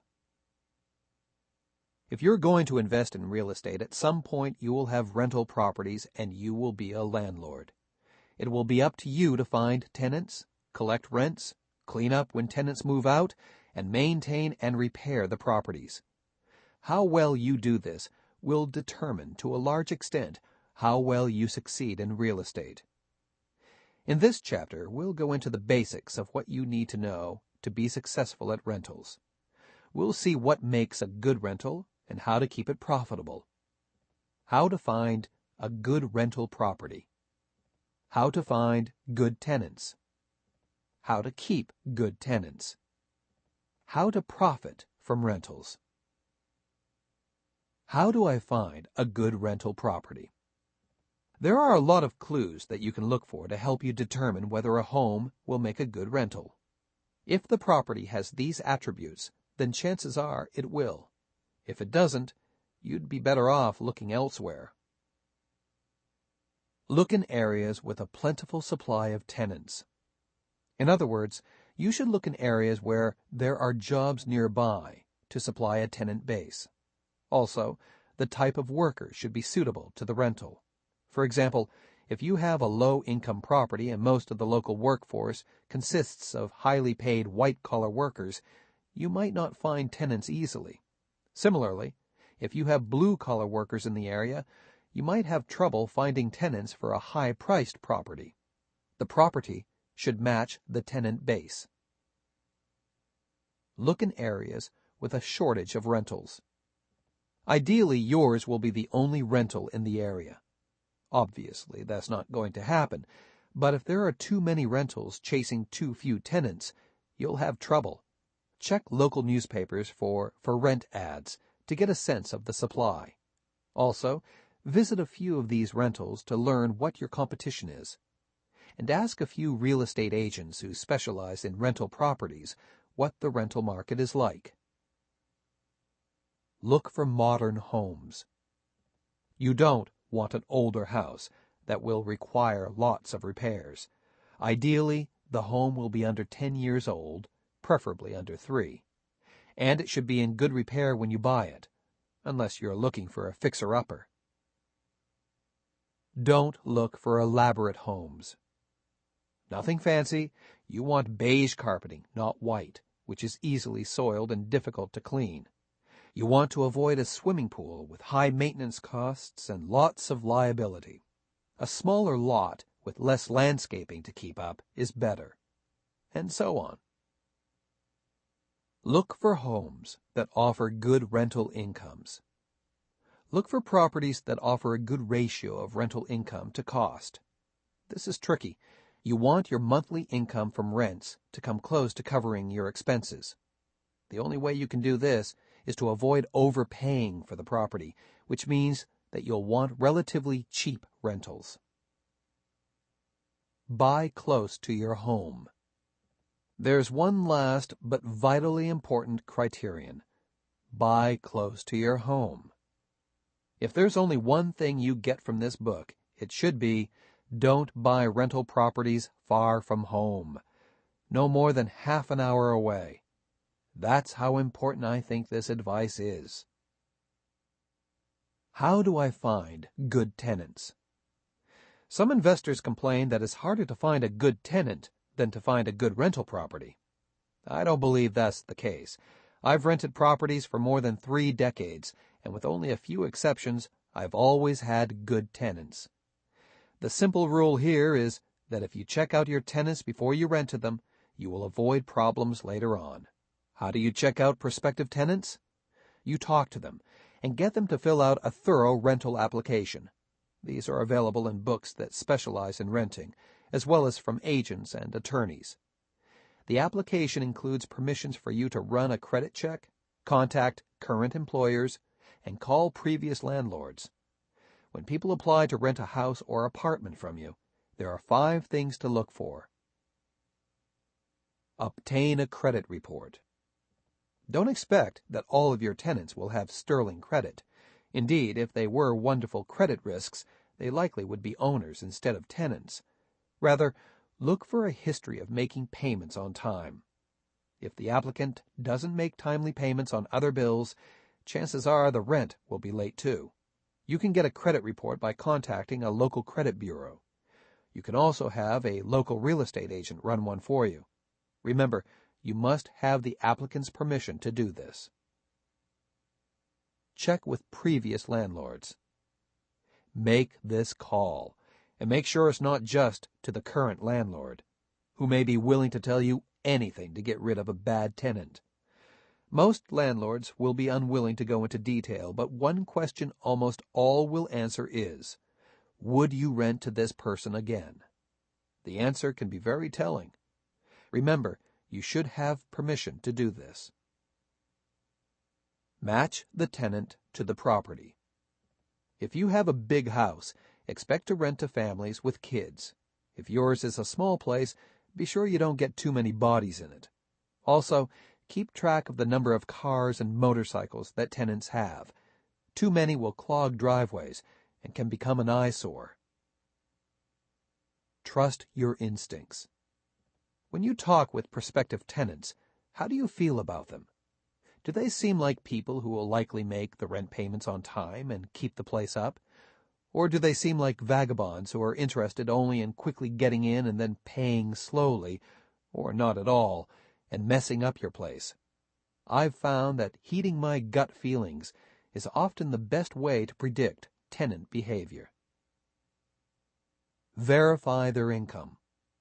A tenant who doesn't have a job probably can't make the rent payments, no matter how good the credit report seems. You'll want to call the current employer and verify the length of employment, likelihood of continued employment, and salary. Be sure your application signed by the prospective tenant gives you permission to make this call. Employers won't normally tell you an employee's salary, but they will usually confirm a number that you give to them. Offer a clean rental. In addition to the techniques mentioned before, you'll also want to be sure that you offer a good, clean rental. This means that the walls are freshly painted, or at least cleaned, the carpet is without stains and dirt, the appliances have been cleaned, and so forth. It costs only about $100 to have a professional cleaning crew make a place spotless in just a few hours. The theory here is that if you have a dirty apartment, you won't find a clean tenant who will want to rent it. Rather, the only people who will rent a dirty apartment are tenants who won't keep things clean. The way to find a clean tenant is to start out with a clean rental. It will appeal to the right kind of tenant for you. How much should I charge? It's a good idea to charge a little below the prevailing market rates. For example, if rentals similar to yours are going for $1,000 a month, rent yours out for $950. Obviously, you're going to rent faster because of the cheaper rent, but you'll also appeal to those tenants who are savvy about the market and know a good thing when they see it. In other words, a rental at slightly less than market often attracts a better tenant. You can find out what similar properties are going for by becoming a pretend tenant for a weekend. Check out the rental properties in your area by going to see them. Talk to the owners. You can identify yourself as a landlord. Most other landlords will be happy to chat. Should I ask for the money up front? First-time landlords are sometimes hesitant about asking directly for their rent. Don't be. You're in the business of collecting rents, and you can't be shy about it. This is particularly the case when you're selecting a new tenant.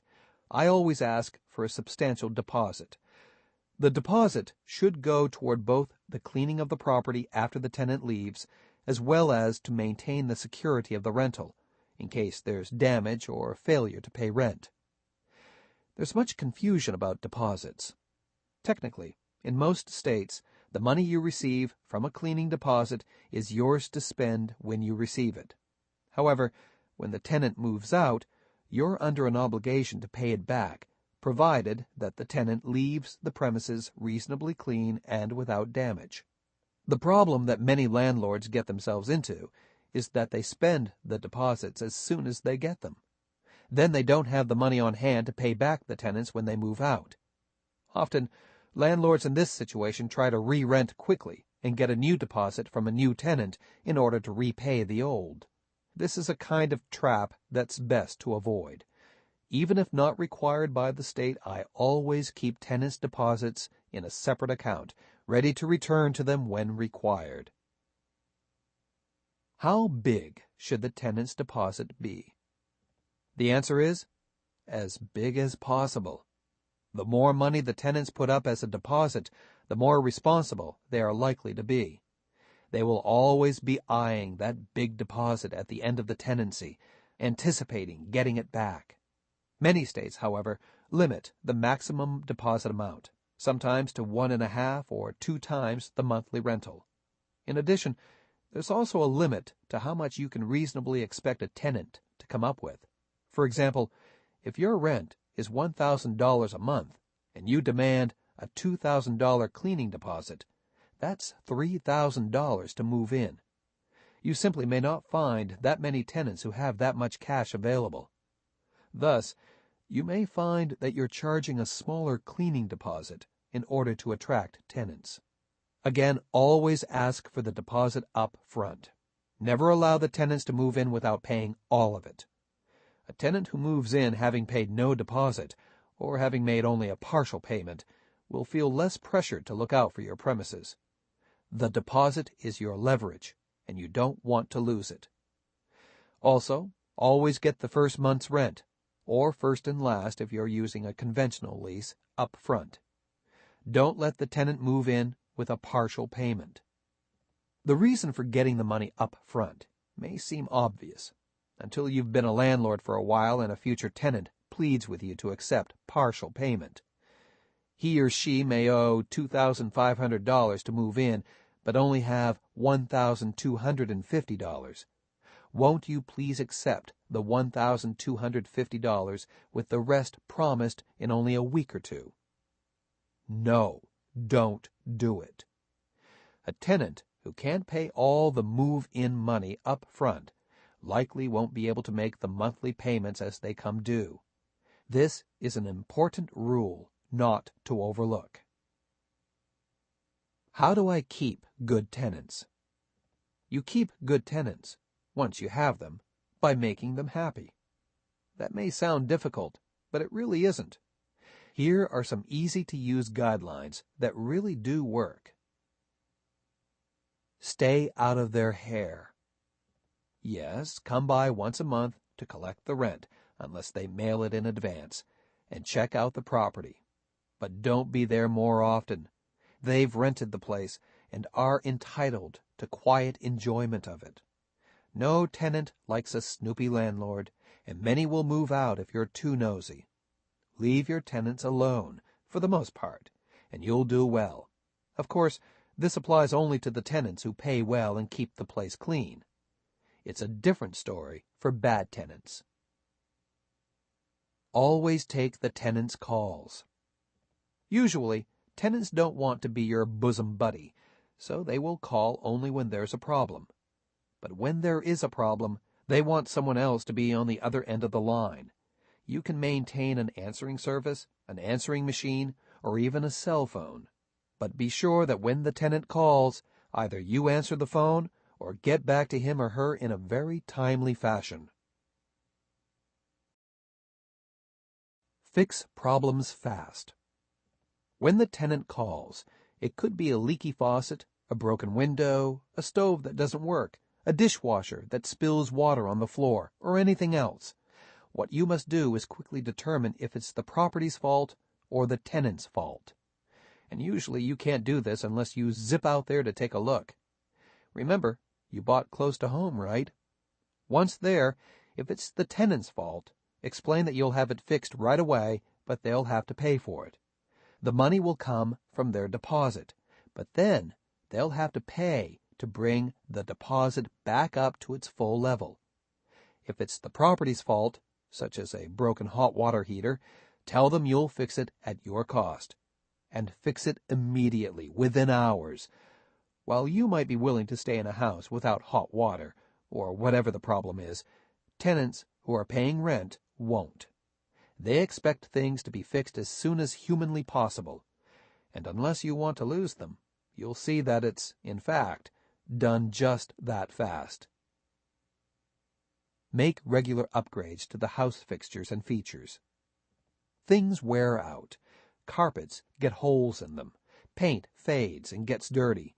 None of these things are the fault of the tenant. They're just wear and tear caused by normal living. And you should plan on upgrading your rental over time. Some landlords do this every 5 years, some every 3, some every 7.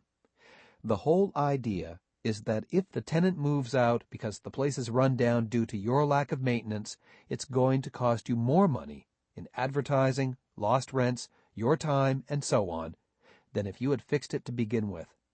And for a new tenant, you'll need to spruce up the place anyway.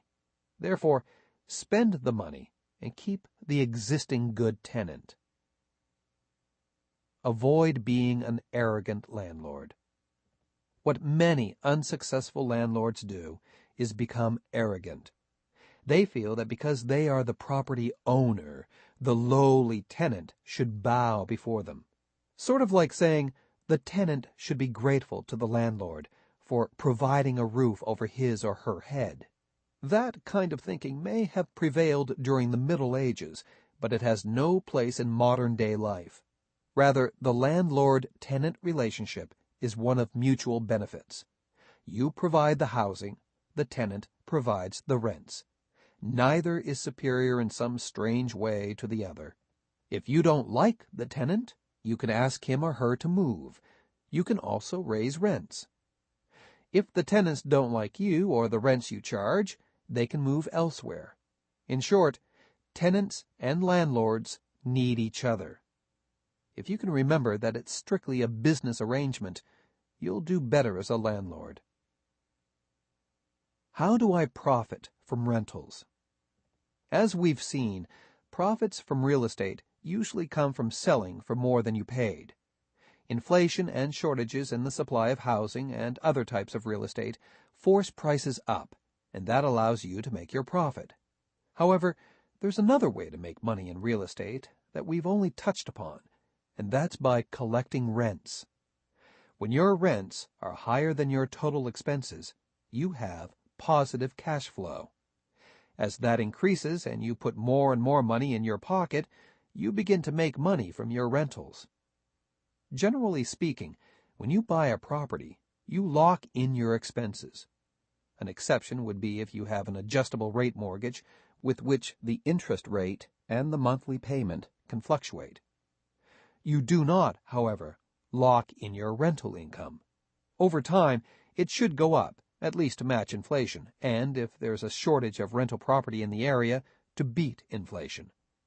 The way you take advantage of this is to raise rents. When do I raise rents? You raise rents when you can justify it, given the rental market. Note, I didn't say you raise rents when you need more money, or when you have unexpected repairs, or when you think the tenant deserves to pay more. All these are irrelevant to your rental rate. The rate of rent you can charge depends entirely on what other landlords are charging for rents in your area. When rates go up overall, you can raise yours too. How do I get rid of bad tenants? Bad tenants usually fall into two categories. Either they pay late, or don't pay at all, or they make a mess of the property. Chronic behavior of one or both types suggests that you may be better off without the tenant. Sometimes you simply want to get rid of a tenant to put yourself in a better state of mental health. If you have a month-to-month tenancy, normally a 30-day notice to move is all it takes. With a lease, however, the tenant has the right to keep the property as long as the conditions of the lease are met, until the term is up, often a year or more. To get rid of a bad tenant in a lease, you may actually have to pay them off. This could mean giving them several months' rent to move out. You'd only do this for a tenant you really couldn't stand. Of course, the ultimate way to remove a tenant who won't pay is eviction. This involves an unlawful detainer court action. You'll need an attorney at least the first time you try it. If you mind the store and raise rents when appropriate, keep good tenants and get rid of bad ones, over time you'll find that your rewards in the form of positive cash flow from your rental property will positively amaze you.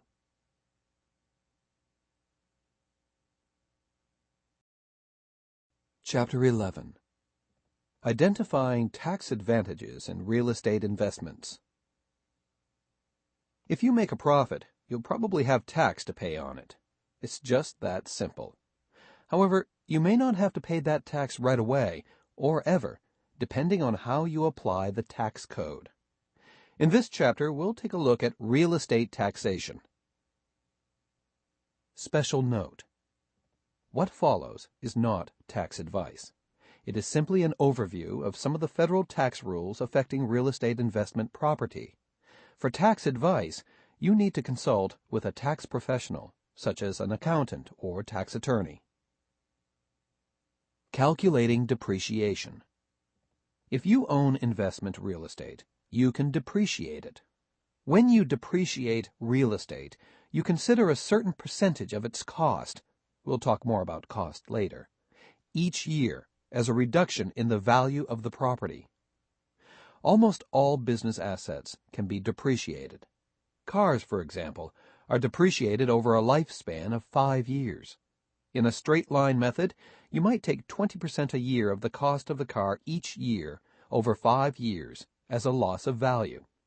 Residential real estate must be depreciated over 27.5 years.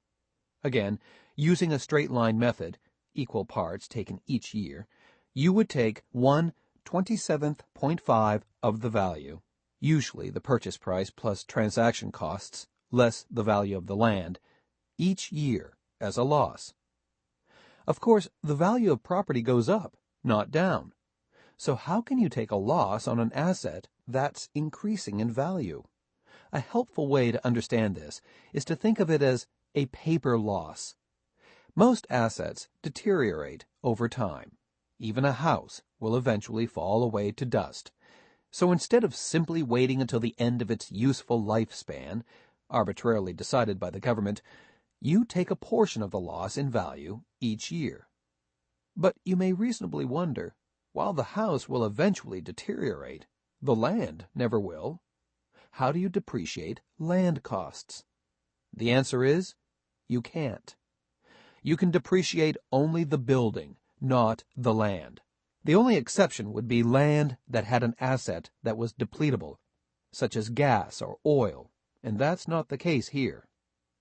Is depreciation an expense? Yes, it is. As you will hear in the following list, it's an expense like your other rental property expenses. Typical rental property expenses: mortgage interest, taxes, insurance, water service, garbage service, maintenance and repair, fix-up, advertising, pool and garden services, depreciation. If you keep track of your rental property expenses on a monthly basis, it is a simple matter of adding them up at the end of the year to figure out your tax situation. To do that, you subtract your total annual expenses from your total annual income, and the result is your profit or loss.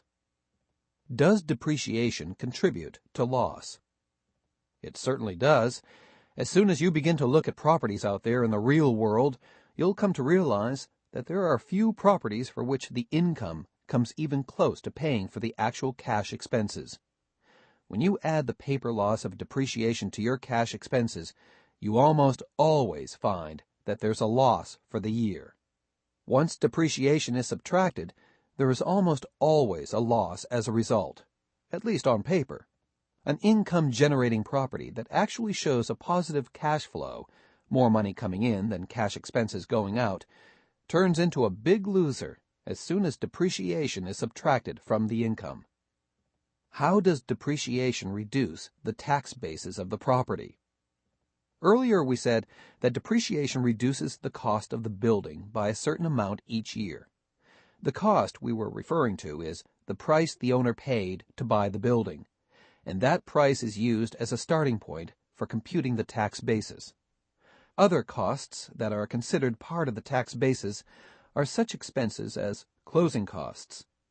Once the tax basis is established for the property, it is used to determine the owner's profit or loss on the property over time. If the owner sells the property, the selling price is compared to the tax basis to determine whether the owner had a capital gain or loss. The tax basis, as we said, for most assets, including real estate property, is their cost. However, with real estate, other considerations can affect the basis.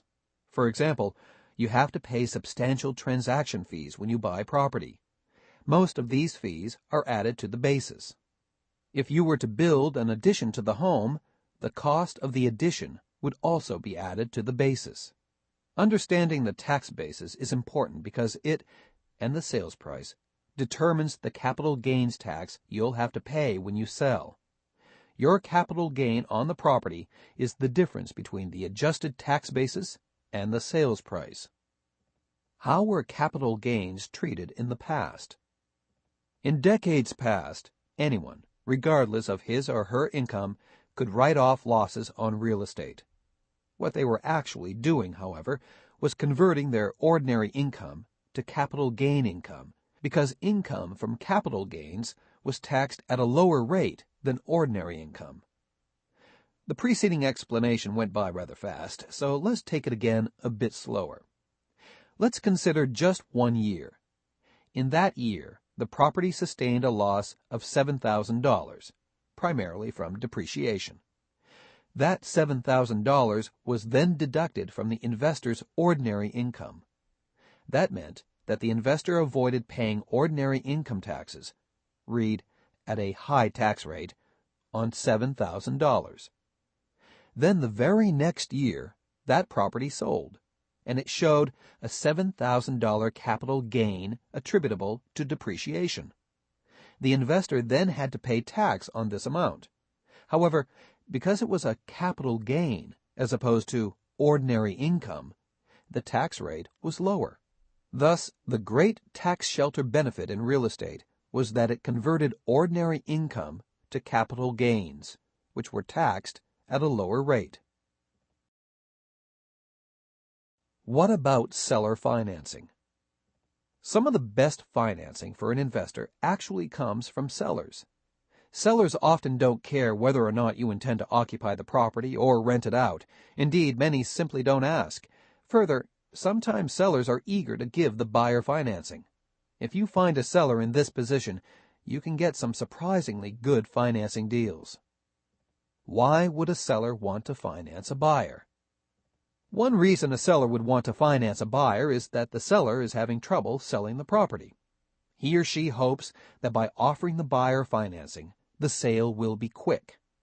In this situation, the seller often anticipates that the buyer will have some credit problems, else why wouldn't the buyer get institutional financing, and is prepared to accept it. Thus, if you can't get an institutional loan for one reason or another, seller financing is probably your best alternative. Interestingly, seller financing is often so good that many very successful investors buy property only when they can get seller financing. A second reason that sellers might want to finance a sale is that they are looking to invest their money in a bond of some type that will pay them a higher interest rate, like a mortgage. This is particularly the case with older sellers who may have paid off, or nearly so, their original mortgage. If they get cash for the sale of their house, they might want to avoid the risk of other investment vehicles, preferring instead to simply stick their money in a bank or in a CD and collect the interest. However, a mortgage typically pays higher interest, so they are thrilled if you give them a mortgage instead. Recently, banks were paying under 2% interest, while home mortgages were paying close to 7%, a real incentive for a free and clear seller to opt to handle the financing. Are other types of financing available? The first rule in real estate is that everything is negotiable, and the second rule is that creativity pays. So, yes, there are all sorts of other types of financing available. For example, I've seen family financing. A son or daughter may want to buy an investment house. They have the income to handle it, but not the cash. So the parents pop for the down payment and closing costs. Then they share ownership. Typically, the son or daughter will handle the management of the property, and when it's time to sell, the family will split up the profits. This system, of course, is not limited to families. It will work with friends, or even perfect strangers. However, a word of caution. Put everything in writing. People, even friends, even close relatives, often forget what was said months or years earlier. When it's time to sell, you want to have in writing exactly how the profits, or if something goes wrong, the losses, are to be split up. Further, you want to be sure that there are solid escape clauses allowing you or another party to exit the deal if situations change. For example, you could lose your job, or your sibling, friend, or son or daughter could need to move out of the area. All of which is to say that if you intend to use any type of shared financing, spend the bucks to have a good attorney draw up a rock-solid agreement. It won't cost that much, and it could save lots of hassle and money later on. Asset-based financing. Yet another type of financing is to borrow not on the property you are buying, but on other property, such as stocks or bonds that you already own. The advantage in securing this type of financing is that you can obtain loans at very low interest rates, often through stockbrokers and banks. Another financing method that experienced real estate investors frequently use is to borrow on property they already own in order to make a new purchase. For example, you may have 3 rental homes in which you have substantial equity. You can refinance these properties, either with individual loans or with a blanket loan on all 3, and use the funds to buy a 4th house. If you've ever played the game Monopoly, you already know the basics of how this method works. Other financing. As you can see, the types and sources of real estate financing available to you as an investor are limited only by your imagination. Don't feel boxed in by rules you imagine exist. If you can come up with a creative idea, try it. It just might work. Be creative, but have a plan.